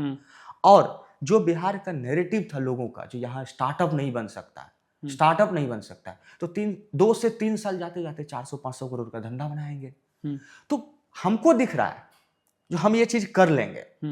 अब अगर किसी के सामने, अगर हम अपने गांव में खड़ा होके उस स्टेज पे जहां थे हम 10 साल पहले, किसी को बोलते जो हम 2027-28 में 400-500 करोड़ का सोच रहे हैं बनाने का, बेवकूफ बोलता, नहीं तो पागल तो बोलता। सीधे बोलता पागल खाना भेज दो। वो तो एक फकड़ा कहता है, जो बाप को चलने नहीं आता है, बेटा चला आमिर खान बनने, शाहरुख खान बनने। हाँ, पिताजी चले पलटीना पे और बेटा सोचे बुलेट पे। मतलब वो तो उनका परसेप्शन है, उसको आप नहीं बदल सकते हैं, कभी नहीं बदल सकते हैं। वो गांधी जी एक चीज बोले थे ना, जो दुनिया को मत बदलो, खुद को बदलो, पहले खुद में परिवर्तन लाओ। तो मैं खुद में परिवर्तन लाता हूँ, हमको कोई मतलब नहीं। देखिए, 4 लोग को जब भी मौका मिलेगा वो आपका आलोचना करेगा, जब भी मौका मिलेगा वो आपका पीठ थपथपाएगा। उनके हिसाब से अगर आप बैटिंग कर रहे हैं, उनको जो अच्छा लगता है, उनके तरीके से अगर खेल रहे हैं, तो वो आपको शाबाशी देंगे। अगर उनके हिसाब से आप नहीं खेल रहे हैं तो फिर वो आपके बुराइयां करेंगे। वो कहते हैं जब तक आप लोगों के काम आएंगे तब तक हीरो बुलाएगा, जिस दिन काम आना बंद कर देंगे ना, फिर विलन बुलाएगा। बिल्कुल। अच्छा, मैंने ये भी जब मैं हमारी टीम ने रिसर्च कर रहे थे तो ये भी पता चला कि आप अपने कैब ड्राइवर को हीरो बुलाते हैं। बिल्कुल, एक्चुअल में वो ये क्या है, ये बताइए जरा। देखिए, सबसे पहले तो इस बिजनेस का एक्चुअल में हीरो वही है। हम लोग तो ऑफिस में एयर कंडीशन दफ्तर में बैठे हुए हैं, प्लानिंग करते हैं। वो सड़क पे चलता है, परिवार से दूर कहीं किसी और शहर में रात बिताता है, कभी कभी मच्छर भी कटाता है। हम लोग हर जगह तो अभी लॉन्च नहीं बनाया है, अभी कुछ शहर में बनाया है, धीरे धीरे हर जगह बनेगा। मच्छर भी कटाता है। वो आदमी मेहनत करता है, तभी जाके हमारा इतना बड़ा इकोसिस्टम चलता है, पैसेंजर को सर्विस मिल पाता है, हमारे एम्प्लॉय को टाइम पे सैलरी मिल पाता है, और हम रैपिडली ग्रो कर रहे हैं। दूसरा चीज है जो बिहार में ड्राइवर, टैक्सी ड्राइवर मुश्किल से 15,000 रुपया कमाता था, खूब मेहनत करके। हकीकत है 15-14 हज़ार रुपया ही कमाता। गांव में आज भी 10,000 रुपये में लोग काम कर रहा है ड्राइविंग का। उस ड्राइवर का लिविंग स्टैंडर्ड हमको बदलना था, क्योंकि हम अपना लाइफ जो जिए हैं सो उसी फैमिली से जिए हैं, हम अपने बाबूजी को देखे हैं। तो मुझे लगा नहीं, इनके बच्चों को नहीं सोचना पड़े, जो हमारा एजुकेशन थोड़ा ठीक नहीं हो पा रहा है, इनको भी बैंक लोन दे। और बैंक को लोन देने के लिए क्या, उनका अर्निंग होना चाहिए। तो उनका जो मेहनत है ना, उनके बदले हम उनको मेहनताना दे रहे हैं। जो बिहार में एक टैक्सी ड्राइवर रोडवेज में काम करके 28-29 हज़ार तक उठाता है महीने का, वो हमारे साथ रह के 28-29 हज़ार तक उठाता है। तो उनका जो सैलरी था, पहले जो अर्निंग था, वो डबल हो गया। अब हम क्या मेंटेन करते हैं, हम क्वालिटी मेंटेन करते हैं। अब जरूरी नहीं हर आदमी, हर ड्राइवर आपका बेहतर ही हो, मुझे गुणवत्ता भी मेंटेन करना है। तो हम लोग फिल्टर करते हैं। और फिल्टर कैसे करेंगे, आप 10 मिनट के इंटरव्यू में फिल्टर नहीं कर सकते हैं।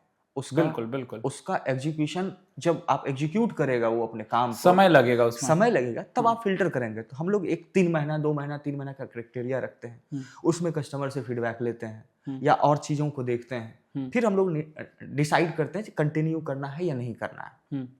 तो 3 महीना में, क्योंकि हम लोगों को दोनों चीज़ देखना है, आप बेहतर उसको बना सकते हैं जिसके अंदर बेहतर बनने की क्षमता हो। हमको हमारे कस्टमर को भी बेहतर सर्विस देना है। रोडवेज ही एक ऐसी कंपनी है जो ये कमिट करती है, जो अगर आप टैक्सी बुक रोडवेज से किए हैं और आपकी फ्लाइट मिस हो गई, तो अगली फ्लाइट में टिकट हम देंगे। और चाहे वो 6,000 की हो चाहे 8,000, 40,000 का दिए हैं। अच्छा, 40,000 तक का सेम डे में 3 लोगों को जाना था, और गांधी सेतु पे ट्रैफिक जाम होने के कारण 1.5 घंटा डिले हुआ गाड़ी। और चूंकि पिकअप में 15 मिनट डिले हो गई थी, पिकअप में डिले हो गई थी, तो गलती हमारी हुई। और हम लोग तीनों आदमी के लिए टिकट बनाए बैंगलोर का। मतलब क्योंकि जो कमिट करते हैं ना, वो डिलीवर करेंगे, तभी तो लोगों का भरोसा। अगर एक कंपनी में और एक आम टैक्सी वालों में क्या अंतर रहेगा? एक आम टैक्सी वाले से अगर आप टैक्सी बुक करते हैं, छूटा तो समझिए अपना, वहां तो वही कहेंगे कि छूटा तो समझिए। गलती अगर देखिए, कोई आम टैक्सी वाले, बहुत लोग ऐसा भी करते हैं, मान लीजिए किसी कोई टैक्सी बुक किया, भैया हमको कल एयरपोर्ट जाना है, 4 बजे आ जाइएगा, तो वो 5,000 में आपके साथ डील कर लिया। अब कोई इमरजेंसी में उसके पास आया, बोला है 6,000 रुपये देंगे, हमको फलाना जगह जाना है, ज़्यादा दूर जाना है, ये 7,000 देंगे। वो इजी वे में आपको कॉल करेगा, बोलेगा भैया मेरे घर में फलाना बीमार हो गया है, हम हॉस्पिटल लेके जा रहे हैं, आप कोई और अरेंजमेंट देख लो। आपके पास कोई ऑप्शन नहीं है, आपको दूसरा ढूंढना पड़ेगा। लेकिन एक कंपनी के पास बहुत विकल्प रहता है। उनके साथ क्या प्रॉब्लम आया कंपनी के साथ, वो कंपनी की प्रॉब्लम है। आपको प्रॉब्लम ना हो, इसकी जुगाड़ कंपनी करेगी, इसका व्यवस्था कंपनी करेगी। तो यही एक अंतर होता है एक नॉर्मल में, और यही फायदा लोगों को रोडवेज दे रही है। तो आप देखिए, एक रोडवेज बनने से कितने लोगों लाभान्वित हो रहा है, कस्टमर भी हो रहा है, ड्राइवर भी हो रहा है, यहाँ का इंफ्रा भी, मतलब इकोसिस्टम भी बड़ा हो रहा है। और लोग स्टार्टअप में, जो मतलब बिहार में लोग सोचता नहीं था स्टार्टअप, तो अब इसका स्टार्टअप का चर्चा भी ग्लोबली हो रहा है, रोडवेज का चर्चा ग्लोबली हो रहा है। बहुत सारे ऐसे लोग हैं जो हमको लिंक्डइन पे मैसेज करते हैं, जो हम कैलिफोर्निया में हैं, हम आपके बारे में पढ़े हैं, आपको देख रहे हैं काम करते हुए, अच्छा लगता है। लोग हर गांव से, सुदूर गांव से फोटो रोडवेज का खींचता है, हमको मैसेंजर पे भेज देता है, इंस्टा पे भेज देता है, भैया आपकी गाड़ी मेरे गांव में दिखी, प्राउड फील हो रहा है। मतलब दिखता है लोगों को जो नहीं, कुछ तो बदलाव हो रहा है। जहां लोग सिर्फ नौकरी के पीछे भागता था, जहां लोगों को लगता था कि नहीं जिंदगी बेहतर सिर्फ नौकरी से बन सकती है, वहां अब लोगों को समझ में आने लगा कि नहीं, नौकरी से नहीं, बिजनेस से भी जिंदगी बेहतर बन सकता है। हम एक छोटा सा अपने गाँव में बताएंगे एग्जाम्पल। मेरे जब हम लोग बहुत बच्चे थे ना, 6-7-8 साल के होंगे, उस समय एक गुमटी में एक दुकान खुला था राशन का। बहुत कम सामान था उनके पास में, और वो उनका जो बिजनेस का तरीका था, वो समझिए, माँ लोग हमको दुकान भेजती थी, क्योंकि बहू नहीं निकलती थी उस समय घर से, ठीक है, और पापा रात को आते थे, तो दुकान हम लोग ही जाते थे। तो माँ लोग दुकान भेजती थी, बोलती थी फलां के दुकान, फलनवा की दुकान चले जाओ। हम लोग उसके दुकान नहीं जाके, जिसको माँ सजेस्ट करती थी, हम लोग उस गुमटी वाले के पास जाते थे, क्योंकि वो हमको एक लेमन जूस देता था फ्री में, एक चॉकलेट देता था फ्री में, मतलब वो आदत लगा दिया। तो उन्हीं के पास जाते थे इस आस में हमको वहाँ एक चॉकलेट फ्री मिलेगा। बिल्कुल, ठीक है। आज उस दुकान वाले की कहानी ये है, जो आज उसके पास इतना इंफ्रा है, जो उस गांव का जो टोटल पॉपुलेशन है, 3 पंचायत का है बनगांव, उसको रातों रात खिला सकता है भोज, अच्छा घर बनाया, 2-2 जगह। अब समझ रहे, अब लोग क्या कहते हैं, अरे ये तो डंडी मार के पैसा बनाया है, ये तो ब्याज पे लगा के पैसा बनाया। भाई कैसे तो बनाया ना, तुम भी बनाओ अगर है तुम तो। भी बनाओ। वो महीने का 3-4 लाख रुपया बनाएगा, बना रहा होगा, तुम भी बनाओ। तो लोग क्या होता है ना, आपके अंदर बुराई कमियां क्या है उसको ढूंढना ज्यादा पसंद करता है, अच्छाई नहीं ढूंढता है। हम कहते हैं हमेशा हर आदमी के अंदर में राम और रावण दोनों छुपा हुआ है। अब आपके अंदर कला है, टैलेंट है, तो आप उनके अंदर के राम वाले गुण को ढूंढिए ना, रावण वाले को छोड़ दीजिए, सही बात, उनके पास रहेगा, वो कैरी ऑन करेंगे अपने पास। आप उनसे राम की जो श्री राम वाले जो गुण है वही लीजिए, जो उनसे मिल रहा है या जो उनके विचारों से मिल रहा है, वो आप ढूंढ के निकाल लीजिए, उनको अडॉप्ट कीजिए, बाकी को जाने दीजिए, उनकी जिंदगी है, वो अपने तरीके से जी रहा है। अब ये मैं जानना चाहता हूँ कि जैसे आपने बोला गो आर्या को जब मैं एग्जिट कर रहा था, तो ये 45 पन्नों वाली कहानी वहीं के बाद है इस सिद्धार्थ। एक्चुअल में क्या था ना, बिहार में स्टार्टअप पॉलिसी आया था 2017 में, और 16 में हम आर्यन कैब शुरू कर दिए थे।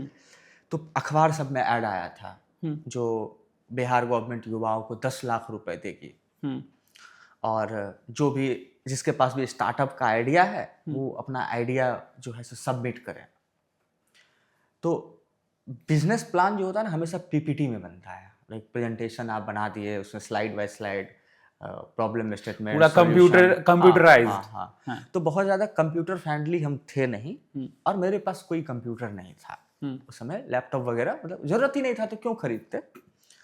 तो हम क्या किए ना, जो मोबाइल से टाइपिंग कर करके, वो MS वर्ड मोबाइल में डाउनलोड करके एंड्रॉइड फ़ोन में, उसमें टाइपिंग करके लगभग 53-54 पन्ना का मेरे दिमाग में जो चल रहा था वो सारा हम उसमें डाल के सबमिट कर दिए थे। उस समय एस सिद्धार्थ हुआ करते थे प्रिंसिपल सेक्रेटरी, और सिलेक्शन कमेटी के वो मेंबर भी थे उस समय, जो मेंबर सेलेक्ट करते हैं।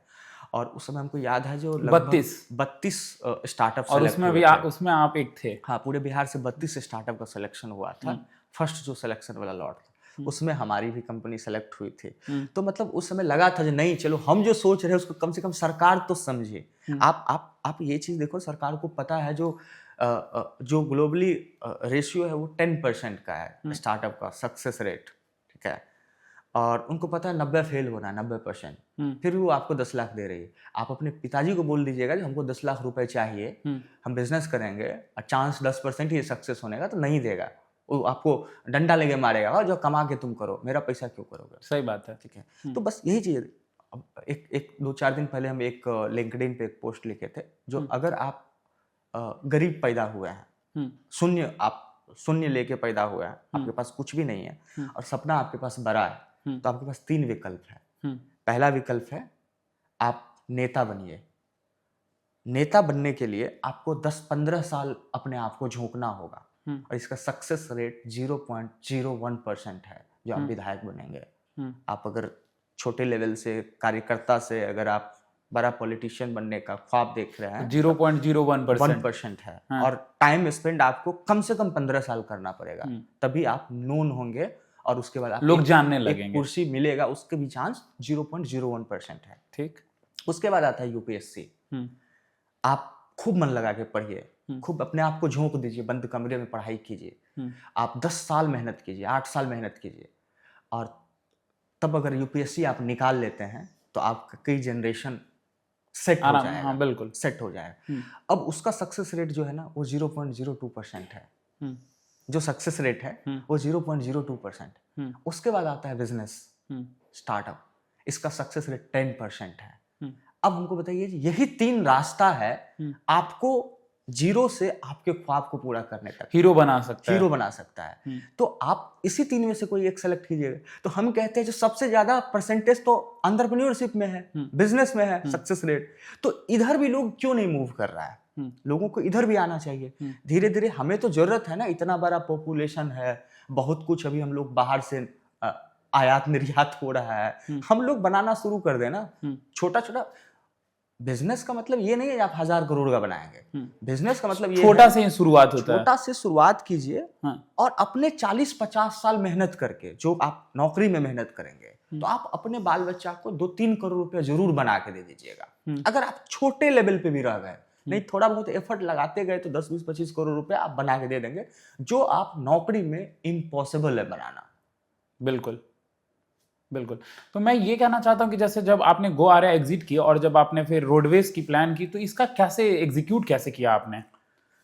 देखिए रिस्क बहुत बड़ा था रोडवेज को बनाने का, इसलिए रिस्क बड़ा था। पहली चीज तो हम एक कंपनी बना के छोड़े हुए थे, पूरा मेरा करियर दांव पे था। मतलब जो लोग इंतजार में थे, जो नहीं अब तो खत्म गया, होना है, अब तो गया, तो उनको एक मौका भी मिल जाता। और उसके बाद मेरे परिवार जो बना किए थे वो भी जीवन भर हमको कोसते। और जो लोग समझ रहे थे, जो स्टार्टअप उस नाम से मुझे, वो भी प्रश्न चिन्ह उठाते हैं। तो इस पे पूरा करियर मेरा दांव पे लगा हुआ था। तो जब जून में 2022 में रोडवेज को लॉन्च किए पटना से, तो हम पूजा पे बैठे हुए थे और मेरे पास बुकिंग आना शुरू हुआ। सिर्फ अनाउंस हुआ था जो 10 जून को रोडवेज का इनॉग्रेशन हो रहा है। तो ईश्वर का कृपा, टीम का जो ये प्लानिंग था, उसके हिसाब से लोगों को लाना, पैसेंजर लाना कभी प्रॉब्लम नहीं रहा, चैलेंज नहीं रहा। एग्जीक्यूशन चैलेंज रहा, डिलीवर करना चैलेंज रहा। क्योंकि आप एक ऐसा सेक्टर में आए हैं, ऐसा इनोवेशन लेके आए हैं जिसमें टैक्सी का फेयर 40% नीचे हो गया, तो आम टैक्सी वाले तो आपके साथ कनेक्ट होगा ही नहीं। वो क्यों सस्ता में जाएगा? सही बात उससे आपको क्या सिंपैथी है? कोई सिंपैथी नहीं, वो धंधा करने के लिए आया। तो स्टार्टिंग में बहुत दिक्कत हुआ, क्योंकि गाड़ी बहुत ही कन्विंस करने के बाद हमारे पास आता था, लोगों को बहुत ज़्यादा कन्विंस करने के बाद धीरे धीरे मॉडल चेंज करते गए। फिर लेके आए नहीं, मंथली मॉडल पे लेके आते हैं। एक मिथिला एंजल नेटवर्क से राउंड रेज किए, अरविंद झा हमारे गुरुदेव हैं, उनको गुरुदेव बोलते, वही लीड कर रहे थे मिथिला एंजल नेटवर्क को। वहाँ से राउंड रेज किए, थोड़ा सा हिम्मत आ गया जो नहीं चलो भाई 50 लाख तो है ना, अब रिस्क लेते हैं इस 50 लाख का। फिर मंथली मॉडल पे गाड़ी लेना शुरू कर दिए लोगों से, लीज, चलो कोई बात नहीं, 3 महीना का तो मेरे पास पैसा है सबको देने के लिए, 3 महीना तो देंगे। अब वो जो गाड़ी लेना शुरू किए, फिर हम धड़ल्ले से सप्लाई बढ़ाने लगे। जो पहले गाड़ी जाती थी, वो गाड़ी 10 गाड़ी अगर पटना से खुली एग्जाम्पल, तो उसमें से 8 गाड़ी खाली लौट के आती थी, 2 ही पैसेंजर वापसी में लेके आती थी। और आज सीन ऐसा बना हुआ है, जो अगर 100 गाड़ी खुली तो 100 गाड़ी पैसेंजर लेके आएगी। ये बदलाव लाया रोडवेज। ये बदलाव लाया रोडवेज। शार्क टैंक में कैसे पहुंचे, क्या कहानी है इसका? शार्क टैंक बहुत इंडिया बड़ा में जो नाम है ना, बिजनेस स्कूल है। मतलब वो उसके आने के बाद युवा में एक ये आया है, तो अंदर से आया है, नहीं मैं भी स्टार्टअप करूँ, छोटे छोटे आइडिया पे काम करूँ, जो सरकार नहीं कर पाया, जो समाज नहीं कर पाया, जो हमारा एजुकेशन सिस्टम नहीं कर पाया, वो शार्क टैंक करके दिखाया। वो लोगों को प्रेरित किया, लोगों को समझाया जो एंटरप्रेन्योर क्या होता है, लोगों को समझाया बिजनेस क्या होता है, इक्विटी क्या होता है। तो हमारे जैसे एंटरप्रेन्योर को उस प्लेटफॉर्म पे पहुंचना तो वास्तव में एक सपना था। बिल्कुल। अपॉर्चुनिटी मिला, इसको मिस कैसे कर सकते थे, है ना। तो जब वहाँ हम शार्क टैंक के मंच पे गए थे, तो हम और सिद्धार्थ थे, आपके को फाउंडर, भाई भी है वो मेरा, को फाउंडर भी है। तो गेट पे पहुंचने के बाद हम आंख को ऐसे ऐसे किए और बोले, सिद्धार्थ वाह सही में आ गए क्या? तो बोलता है हाँ। तो मतलब उस समय आंख से थोड़ा सा आंसू गए थे। लोग बनगांव से निकल के, मेरा घर पोखर के पार पे है, एरियल व्यू देखिएगा तो जंगल के इर्द गिर्द जंगल और खेत है, वहां से उठ के इस प्लेटफॉर्म पे आना, तब पैसा मिलेगा या नहीं मिलेगा कोई मतलब नहीं, पैसा लाना भी नहीं था हमको, मतलब ये ध्येय था भी नहीं। वहां चले जाना और अपने बिजनेस को वहां पे प्रेजेंट करना, वही मेरे लिए बहुत बड़ी बात थी। और आप किसके साथ बात कर रहे हैं, किसके साथ क्वेश्चन आंसर कर रहे हैं, सही किनको बात है। पिच कर रहे हैं। सही वो बात। ऑलरेडी सब उसमें बिलियनर है जो धंधा बना के बैठे हुए हैं। तो हमारा कोई ये नहीं था जो हम वहाँ फंडिंग के लिए जा रहे हैं। हमको दो चीज़ था, मार्केटिंग भी हो जाएगी कंपनी का, क्योंकि पैसा फंडिंग लेके भी वही करना था मुझे, मार्केटिंग ही करना था, ब्रांडिंग ही करना हाँ, था, अब नेशनल लेवल पे भाई मार्केटिंग होगी मेरी। मार्केटिंग भी करना था। तो लेकिन वहाँ जब पिच किए ना, तो वहाँ ऑफर आ गया सामने से। और अभी तक बिहार से जितने भी लोग गए थे, सीजन 1 में भी गए थे, 2 में भी गए थे, तो ऑन मंच कोई भी डील क्रैक नहीं कर पाए थे। ठीक है, तो एक तरह से ये एडवांटेज भी मिल गया कि चलो भाई बिहार से कोई ऑन मंच डील क्रैक किया है। उसके बाद मतलब अंदर से एक फील आया, यार कुछ तो अद्भुत होगा ना मेरे अंदर में, तभी तो हुआ। तभी तो हुआ है, मतलब और कॉन्फिडेंस बढ़ गया। उसके बाद मतलब क्या बताया, मतलब अंदर से लगा जो नहीं, हम अगर 2022 में ये निर्णय नहीं लेते तो आज हम यहाँ नहीं पहुंच पाते, आज हम इस जगह पे नहीं पहुंच पाते। बिल्कुल। ठीक है, तो कभी कभी कुछ निर्णय ऐसा होता है जो कड़वा होता है, लोगों को समझ में ना आए, आपके परिवार को समझ में ना आए, लेकिन लेना पड़ता है लोगों को, और वो सब कुछ बदल भी देता है। सब कुछ बदल भी देता है। हर आदमी जो सफल हुए हैं या जो स्ट्रगल कर रहे हैं, उनको जब आप पढ़ेंगे या उनको जब सुनेंगे तो एक्चुअल में उनका देखने को मिलेगा वो कितना कड़वा निर्णय सब लिया है लाइफ में।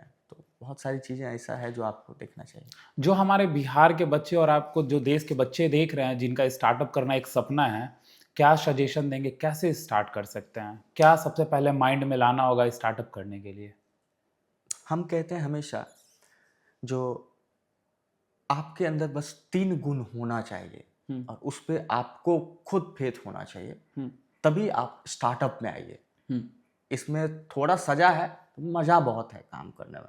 सजा मतलब किस सजा तरीके मतलब स्ट्रगल है, सजा मतलब स्ट्रगल है, ज़्यादा थोड़ा स्ट्रगल है, आपको अपने ब्रांड को स्थापित करना है, ऊंचाई तक ले जाना है, लेकिन मज़ा बहुत आता है क्योंकि लोगों के साथ ले जाना है। कई लोगों का घर आपके साथ चलेगा, आपके कंपनी के साथ, उसका आपके वेतन से उसका घर चलेगा, लोगों को सुविधा भी मिलेगा, एक प्रॉब्लम को आप सॉल्व कर रहे होंगे।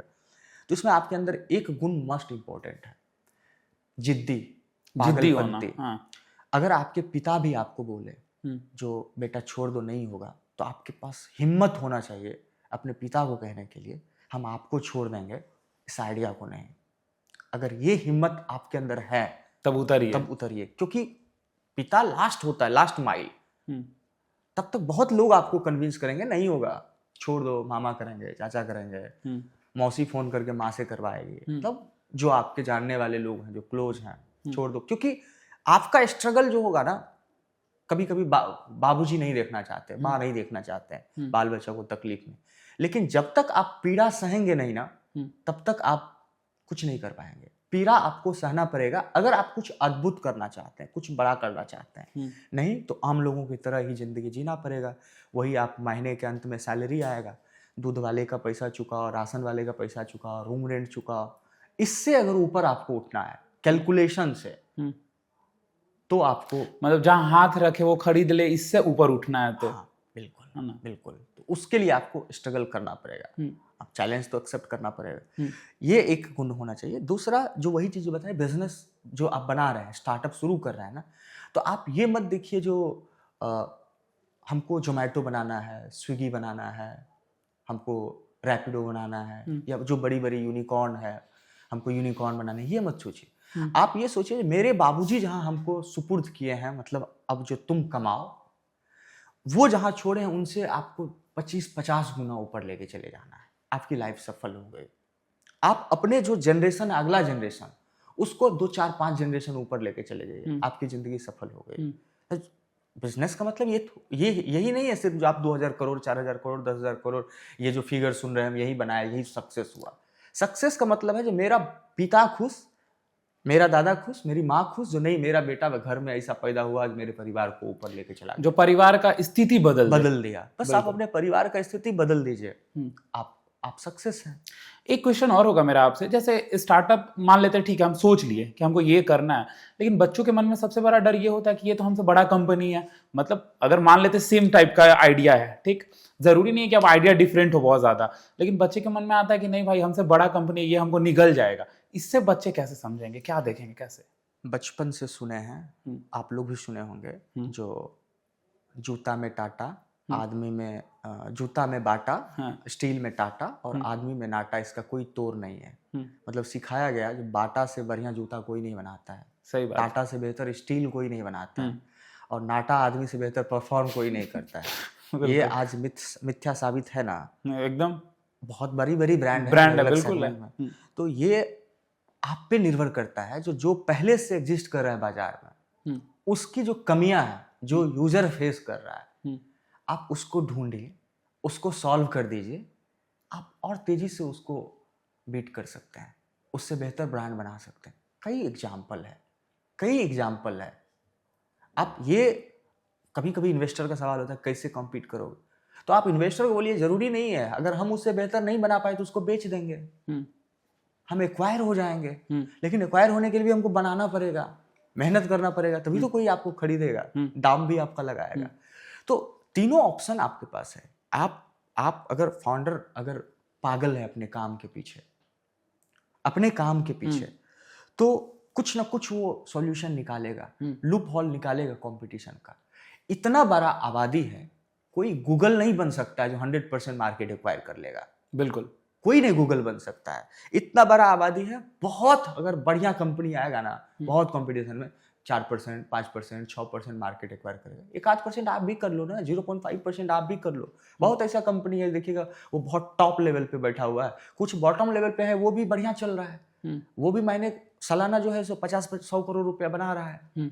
तो आप क्या सोचते हैं? आप मत सोचिए हम उसको बीट करने के लिए, आप सोचिए हम उससे बेहतर प्रोडक्ट बनाने के लिए आए हैं, हम उससे बेहतर प्रोडक्ट बेचने के लिए आए। तो सारा चीज तो उसी पर निर्भर करता है। ये सब डर है जो बच्चों को नहीं करने के लिए बहाना है, ये डर है, बहाना है जो बच्चा स्टार्टअप नहीं करे इसके लिए उसको बताता है। अच्छा, ये बहाना है? हाँ, बहाना है। या उसके मन में भी अगर आता है तो वो उसको कॉन्फिडेंस नहीं, सेल्फ कॉन्फिडेंस नहीं है। हम तो बोले आपके अंदर कॉन्फिडेंस अटूट होना चाहिए, तभी आप कुछ बना। और ये मत सोचिए जो आप 2 साल में बना लेंगे, 3 साल में बना लेंगे। आपको खुद को 15 साल तक झोंकना होगा, तभी आप कुछ बना पाएंगे। बच्चे चाहते जल्दी से उड़ जाना, ये इसका कोई सॉल्यूशन नहीं है। जल्दी का कोई शॉर्टकट नहीं है। बहुत सारा शॉर्टकट, देखिए शॉर्टकट में बहुत सारे लोग इनलीगल तरीके से पैसा बनाता है ना। तो शॉर्टकट सिर्फ इनलीगल है। आपको अगर कुछ लीगल तरीके से बड़ा बनाना है, लोग आपको जाने जो नहीं, आप कुछ प्रोडक्ट बनाए हैं, आपका अपना ब्रांड है। जैसे एक लोगो हम नहीं पहचाने थे, आज अपना लोगो बना दिए, और वो लोगो कम से कम लोगो 5-10 करोड़ लोग उस लोगो को जान रहे हैं जी। तो अगर आपको वहां तक पहुंचना है तो आपको अटूट मेहनत करना पड़ेगा, सब्र रखना पड़ेगा, धैर्य रखना पड़ेगा, मेहनत करना होगा, और अपने लक्ष्य के पीछे ही पागलों की तरह भागना होगा। और कोई विकल्प नहीं है, शॉर्टकट नहीं है इसमें। आपको समझ, बहुत यूनिक बिजनेस मॉडल होता है, जैसे लाइक भारत पे कुछ ऐसा इनोवेशन, उसका नेटवर्क बहुत तगड़ा था, 2-3 साल में यूनिकॉर्न बना दिया।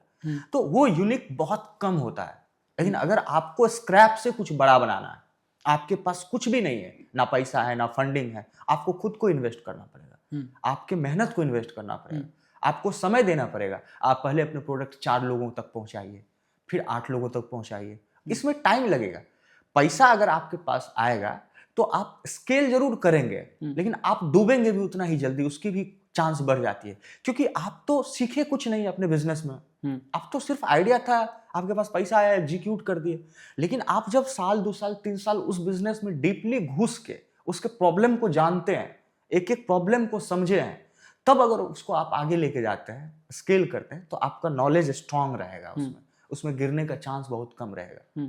तो आपको नॉलेज के लिए समय देना पड़ेगा। मान लेते हैं कि बच्चे ने ये भी क्रैक कर लिया, ठीक है, हमको डर नहीं लग रहा, हम ये करेंगे, फिर फंडिंग कहाँ से लाए बच्चा, पैसे कहाँ से लाए? देखिए, मुझे लगता है ना, जो जैसे एक स्टार्टअप इन्वेस्टर ढूंढता है ना, वैसे एक इन्वेस्टर अच्छा आइडिया और अच्छा स्टार्टअप ढूंढता है। तो कैसे ये रास्ता कैसे आसान होगा दिलखुश जी? अपने आप को प्रूफ करना होगा, क्योंकि जो स्टार्टिंग लेवल का इन्वेस्टमेंट होता है उसमें देखिए कोई लोन नहीं है वो जो आपको प्रॉपर्टी बेच के चुकाना होगा, या आदमी सिक्योर रहेगा, पैसा देने वाला आदमी, चलो कोई डूब जाएगा तो हमको ज़मीन बेच के दे देगा।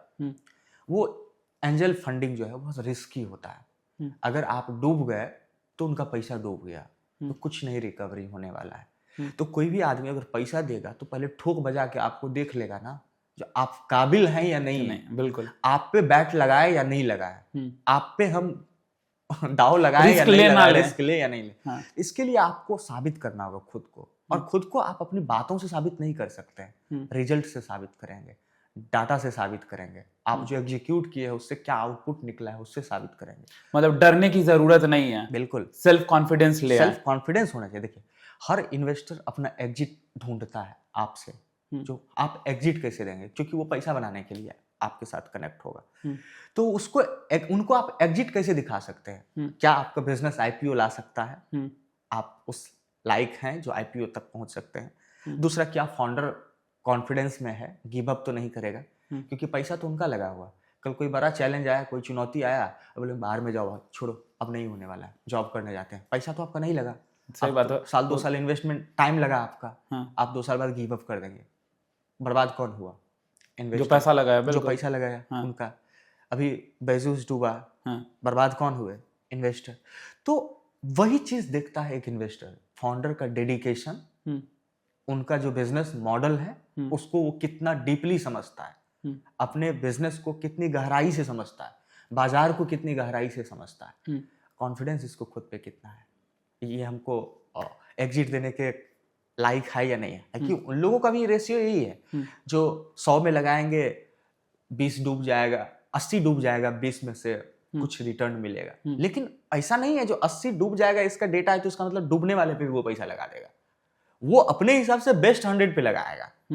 तो आपको, आपका आइडिया बेस्ड है, मार्केट में उसका स्कोप है, इसके लिए आपको अपने आप को प्रूफ करना होगा। और 4 दिन में 4 बात बना के आप प्रूफ नहीं कर सकते हैं, समय लगेगा आपको। 2 साल 4 साल आपको काम करके, मेहनत करके प्रूफ करना। देखिए ना, अपने जस्ट लाइक देहात, बिहार से बाहर निकल के गुड़गांव में, हमको लगता है बिहार का पहला यूनिकॉर्न बनने वाला है देहात, उनको भी फंडिंग लाने में 7-8 साल लगा, जबकि IITian थे सारे लोग, एग्रीटेक स्टार्टअप में काम कर रहे थे। मतलब समय अगर आप नहीं दीजिएगा ना, आइडिया पे कोई इन्वेस्ट करने वाला नहीं है। इंडिया में हर आदमी के पास आइडिया है, एक कॉपी कलम हाथ में आएगा जो और ब्लूप्रिंट तैयार करेगा, और जीरो से कैसे अरबपति बन सकते हैं वो पूरा फॉर्मूला आ जाएगा। जो आप सोच रहे हैं और जो एग्जीक्यूशन में आएंगे, दोनों में फर्क पड़ता है। तो आप एक बार एग्जीक्यूट करने के लिए उतरिए ना, लोग क्या सोच रहे हैं ये तो आपका थॉट है, जो हम ऐसा सोचेंगे। जैसे हम लोग स्टार्टिंग में सोचे थे जो कार पुल लेके या टैक्सी पुल लेके करेंगे, जो खाली गाड़ी जा रही है उनके साथ कनेक्ट कर देंगे पैसेंजर को। लेकिन जब एग्जीक्यूशन में आया तब पता चला जो टैक्सी वाला है वो क्वालिटी मेंटेन नहीं करेगा, उसको लगता है तो आधे पैसा में जा रहा है, कस्टमर के साथ उनका बिहेवियर अच्छा नहीं होता था। तो मेरे लिए तो ये नेगेटिव था ना, हम उसको कंटिन्यू करते तो मेरा खत्म हो जाता, धंधा खत्म हो जाता। धीरे धीरे उसको धीरे धीरे कम कर रहा है, पूरी खत्म नहीं करेंगे, कम कर रहे हैं धीरे धीरे, ताकि जिससे क्वालिटी मिल रहा है उसको यूज करेंगे, जिनसे क्वालिटी नहीं मिल रहा है उनको नहीं यूज करेंगे। तो आपको तो हमेशा सोचना होगा, आपका लूप हॉल आपको तब दिखेगा जब आप जम के खुद से काम कर रहे हैं बाजार में। आपको क्या लगता है हम लोग स्ट्रगल नहीं किए? बहुत स्ट्रगल किए, हर आदमी स्ट्रगल किया। आज आप हमारी कहानी इसीलिए दुनिया को बता रहे हैं क्योंकि हमको एक सीढ़ी मिल गया है, सक्सेस नहीं हुआ। बिल्कुल ख्वाब बड़ा है, सक्सेस नहीं हुआ, एक सीढ़ी मिला है। आप चलते रहिए, कोई ना कोई एक सीढ़ी मिलेगा, लेकिन चलने में आपको 4 साल 5 साल 8 साल लगेगा। मुझे भी लगा है। हम 2009 से स्टार्ट किए जॉब ढूंढना और अभी 24 है, इतना समय लगा तभी हम आके बैठे हैं। और जो 150 स्क्वायर फीट 200 स्क्वायर फीट में ऑफिस शुरू किए थे रोडवेज का, वो अभी 3 फ्लोर और 3000 स्क्वायर फीट में है। तो समय लगा उसमें। बहुत अच्छा। अच्छा सर, ये चीज है प्लानिंग और एग्जीक्यूशन। लोग प्लानिंग कर लेते हैं लेकिन एग्जीक्यूट नहीं कर पाते और फिर बाद में कहते हैं कि हमसे हो नहीं पाया। क्या कहेंगे, प्लानिंग को एग्जीक्यूट करने के लिए क्या करना चाहिए? पहला, देखिए पहले लोग कहते थे ना, माँ बाप स्कूल जब जाते थे, बेटा मन लगा के पढ़ना। कोई ये नहीं कहता था दिमाग लगा के पढ़ना, मन लगा के पढ़ना। हाँ। तो वही हम स्टार्टअप को कहते हैं, जो मन लगा के स्टार्टअप मत करो, दिल लगा के स्टार्टअप मत करो, दिमाग लगा के स्टार्टअप करो। आपका दिमाग भी उसी लेवल का थॉट सोचना चाहिए। वो एक कोर्स कहीं पढ़े थे जो करोड़पति बनने के लिए आपको करोड़पति लोगों की तरह सोचना होगा। तो आपको अगर कोई प्रॉब्लम आ रहा है तो उसका सॉल्यूशन के लिए आप उसी लेवल से सोचेंगे ना कि आप प्रॉब्लम गिनाएंगे।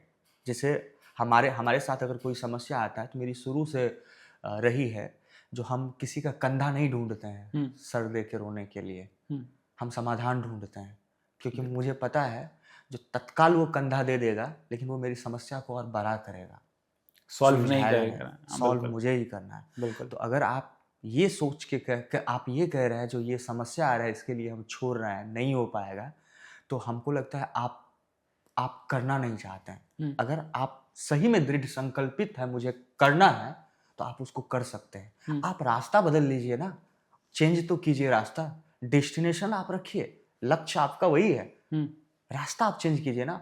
आप जो सोच रहे हैं वही जो है सही होगा, वो संभव नहीं है। आप बहुत सारी चीजें अवेलेबल है इंटरनेट पे, बहुत सारे फेल्योर कंपनी के केस स्टडीज है, उसको पढ़िए। जैसे हमको अंग्रेजी पढ़ने नहीं आता है, हमको केस स्टडी बहुत पढ़ने का रात को मन करता है, हम उसको अब टूल्स है गूगल का, ट्रांसलेट करते हैं कॉपी करके, हिंदी में पढ़ लेते हैं, समझ में तो दिमाग में आ गया, घुस गया।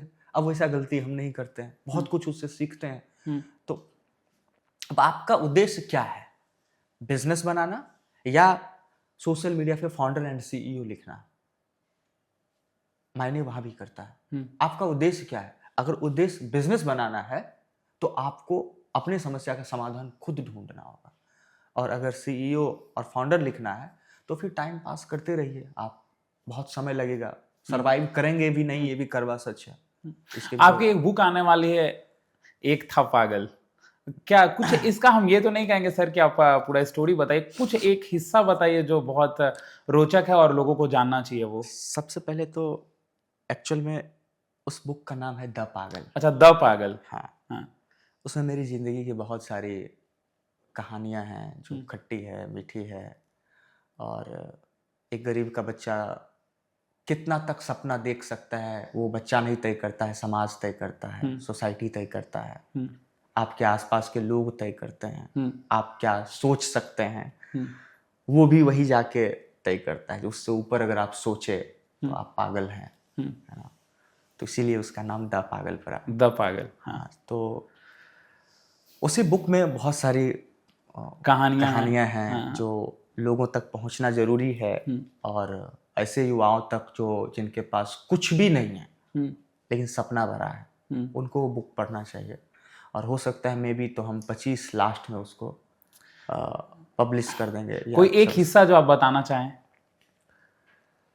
उसका एक चैप्टर है पुनर्जन्म। पुनर्जन्म, हाँ, उस चैप्टर का नाम है पुनर्जन्म। उसमें कहानी है जो जब हम बहुत स्ट्रगलिंग फेज से 2019 में गुजर रहे थे, तो जब आप स्ट्रगल कर रहे होते हैं ना, अब बहुत दिन तक करते हैं, तो माता पिता भी थोड़ा खफा हो जाते हैं, उनको भी लगता है आखिर कब तक लोग तो परेशान करते ही हैं, इसका तो कोई जवाब ही नहीं है। तो मुझे लगा था नहीं, अब सब कुछ खत्म हो चुका है, अब कोई रास्ता नहीं बचा है, थोड़ा लायबिलिटी भी आ गया था, कर्जा भी आ गया था, तो हम अपने ज़िंदगी को अंत करने का सोच लिए थे। मतलब अब हमसे लड़ाई नहीं लड़ा जाएगा। और गाय रहता है दरवाजा पे, उसका बांधने वाला रस्सी होता है जिसको पगहा बोलते हैं, हाँ। वो निकाले, और घर से लगभग 90-100 मीटर दूर आम का बगीचा है, 4-5-7 आम का पेड़ है वहाँ, पोखर के पार पे। वहाँ चले गए, रात का समय था, 8-9 बज रहा था, पेड़ पे चढ़ गए, रस्सी बांध दिए, गला में लगा भी लिए थे। तब तक अचानक जो है तो बेटी का चेहरा सामने आ गया, रस्सी खोले, उतर गए, और फिर से जो है अगले दिन से संघर्ष करने के लिए स्टार्ट कर दिए। तो उसी का एक ये चैप्टर है पुनर्जन्म। नहीं, बिल्कुल इंतजार है हम लोगों को भी, और दर्शकों को भी इंतजार होगा द पागल का, ताकि जहां से लोग पढ़े और सीखे कि दिलखुश कुमार कैसे बने दिलखुश कुमार। उसी में जो आप जो बोले एक था पागल, तो उसी का एक ये है जो, जैसे मान के चलिए आप कब तक हैं इसकी तो भरोसा नहीं है। जैसे कोरोना में इसलिए था कोरोना में बहुत कुछ सीखे हैं हम लोग, जो आप कितनों हिस्ट पुस्ट रहे हैं, कोई ऐसा बीमारी आएगा जो ख़त्म करके निकल जाएगा। तो मुझे लगा जो हम अपनी वाइफ को बोले हैं, जो तुमको जो चीज़ चाहिए मेरे जीते जी, वो हम तुम सब कुछ देंगे तुमको मेरे जीते जी। तुम हमसे 2 वादा करो। पहला वादा, जो अगर द पागल पब्लिश होने से पहले हमें कुछ हो गया तो तुम उसको पब्लिश करना, एक था पागल, और टैगलाइन रखना उनकी अधूरी कहानी। दूसरा, जो मेरा स्मृति स्थल हो उस जगह पे बोल्ड अक्षर में लिखवाना, यू हैव अराइव्ड। तब तक मेरी जिंदगी की पहिया, स्ट्रगल कितनों भी बड़ा हो, राह चेंज नहीं करेगी, बढ़ते ही रहेगी। बिल्कुल बिल्कुल। तो उतार चढ़ाव जिंदगी का एक नियम है संसार का। मुझे लगता है जो स्ट्रगल नहीं किया वो जिंदगी में सिर्फ जिएगा, खाएगा, पिएगा और मर जाएगा, कुछ बड़ा नहीं कर पाएगा। बिल्कुल बिल्कुल बिल्कुल। सर, लास्ट क्वेश्चन के साथ हम लोग पॉडकास्ट को खत्म करेंगे। रोडवेज आगे क्या सोचती है, कैसे देखती है, आगे क्या कर रही है रोडवेज? रोडवेज अभी एक नया प्रोडक्ट ला रही है, 1-2 महीना में आएगा, रोडवेज लोकल। ये बिहार के जितने भी ऑटो और टोटो है इसको ओपन सोर्स देने जा रही है। जो लोगों को जब भी टोटो ऑटो बुक करना हो तो उनके रेडियस में जितना टोटो ऑटो है सब ऐप पे दिखेगा, और ये कमीशन फ्री रहेगा। मतलब जो उसका प्राइस है एक्चुअल वही लगेगा। इसमें ऑटो वाले और टोटो वाले को ओपन सोर्स देने जा रहा है। लोगों को फ़ायदा मिलेगा, उसका बिजनेस एक्सपेंड होगा, और हमारा थोड़ा सा सब्सक्रिप्शन रहेगा, महीने में कभी 200-300 रुपये का सब्सक्रिप्शन रहेगा। तो इससे लोगों को भी फ़ायदा होगा और ऑटो टोटो वाले को भी फ़ायदा होगा। और अगला यही लक्ष्य है जो हमको अगले 3 साल में 400-500 करोड़ का बनाना है, मेहनत करना है, क्योंकि हम धीरे धीरे चल रहे हैं। हमको पता है मेरे पैर में कितना दम है, हम उतना ही दौड़ेंगे। कभी कभी बहुत ज़्यादा तेज दौड़ना भी हानिकारक होता है ना।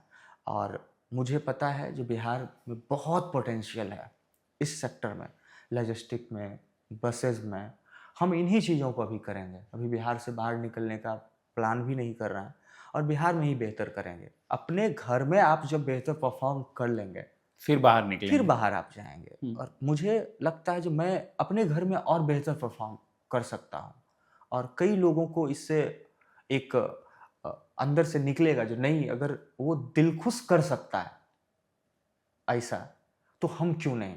सही बात है, बिल्कुल। अगर हमारे पास ना MBA की कोई डिग्री है, ना BTech इंजीनियरिंग किए हैं, फिर भी हम मार्केटिंग अच्छा कर रहे हैं रोडवेज का, टेक को अच्छी तरीके से, लेकिन आज आपके पास IIT और IIM दोनों हैं।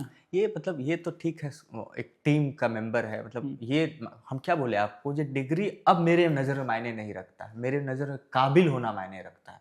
आप कितना काबिल हैं। आपके बहुत सारे ऐसे लोग आपको मिल जाएगा जिनको अच्छा टॉप लेवल के कॉलेज से पास आउट हैं, लेकिन उनको जॉब नहीं मिल रहा है क्योंकि उनके पास वो संघर्ष कर रहे हैं, स्ट्रगल कर रहे हैं। तो वो डिग्री ठीक है, लेकिन आपको अगर बढ़ना है जीवन में आगे तो आपको लर्निंग करना होगा, आपको फ्यूचर सोचना होगा। क्योंकि आप देखिए ना, जो करोड़ों साल से इंसान इस धरती पे रह रहे हैं, है ना, और उस करोड़ों साल में जो इनोवेशन नहीं हो पाया वो इस 200 साल में हुआ है, और बहुत तेजी से हुआ है। आज हम लोग पॉडकास्ट शूट कर रहे हैं, यहाँ बोल रहे हैं, लोग घर बैठे सुनेंगे। बिल्कुल बिल्कुल। इतना तेजी से विकसित हो रहा है क्योंकि हम साइंस पे ज़्यादा निर्भर होते जा रहे हैं। साइंस मतलब इनोवेशन ज़्यादा कर रहे हैं हम, मतलब खूब लर्निंग करते हैं, चीज़ों को एक्सप्लोर करते हैं, सीखते हैं, समझते हैं। तो बस यही चीज़ है। लाइव सिटीज़ के साथ जुड़कर कैसा लगा आपको? बहुत अच्छा। देखिए, लाइव सिटीज़ मुझे जहाँ तक याद है, जो बिहार में अगर कोई डिजिटल न्यूज क्रांतिकारी का अगर कोई जनक है तो वो लाइव सिटीज़ है। हम लोग स्टार्टिंग उस समय देखते थे, 15 में 16 में देखते थे, और अब तो खैर ये फर्स्ट मूवर है, अब तो बहुत सारे लोग आ गए हैं, लेकिन लाइव सिटीज़ को हम फर्स्ट मूवर समझते हैं बिहार में। अगर इस सेक्टर में रिवॉल्यूशन आया है डिजिटल मीडिया में तो उसका जनक है लाइव सिटीज़ को जाता है। तो आप देख रहे थे लाइव सीरीज। मैं आपको ये जरूर कहूंगा कि आज आपने जब दिलखुश कुमार जी की कहानी सुनी है तो आपका दिल खुश हो गया होगा, और खुश ही नहीं हो गया होगा। और जो बच्चे स्टार्टअप के लिए सोचते हैं, बिल्कुल आपको यहाँ से बहुत तरीके के आइडियाज जरूर मिले होंगे। जैसे सर ने एक चीज बताया कि आप चालू करें तो हड़बड़ाएं नहीं, पेशेंस, कीप पेशेंस, और अगर आप पेशेंस रखेंगे तो जरूर एक दिन बड़े बनेंगे। और दिलखुश कुमार जी ने एक और बात बहुत अच्छी कही, जैसे इन्होंने कहा कि जब आप स्टार्ट करते हैं तो जो आप ब्लूप्रिंट बनाते हैं उसके बाद एग्जीक्यूट करने का भी सोचें और सेल्फ कॉन्फिडेंस लाएं। तो कैसी लगी हमारी बातचीत जरूर कमेंट सेक्शन में बताएं। बहुत बहुत धन्यवाद सर समय देने के लिए।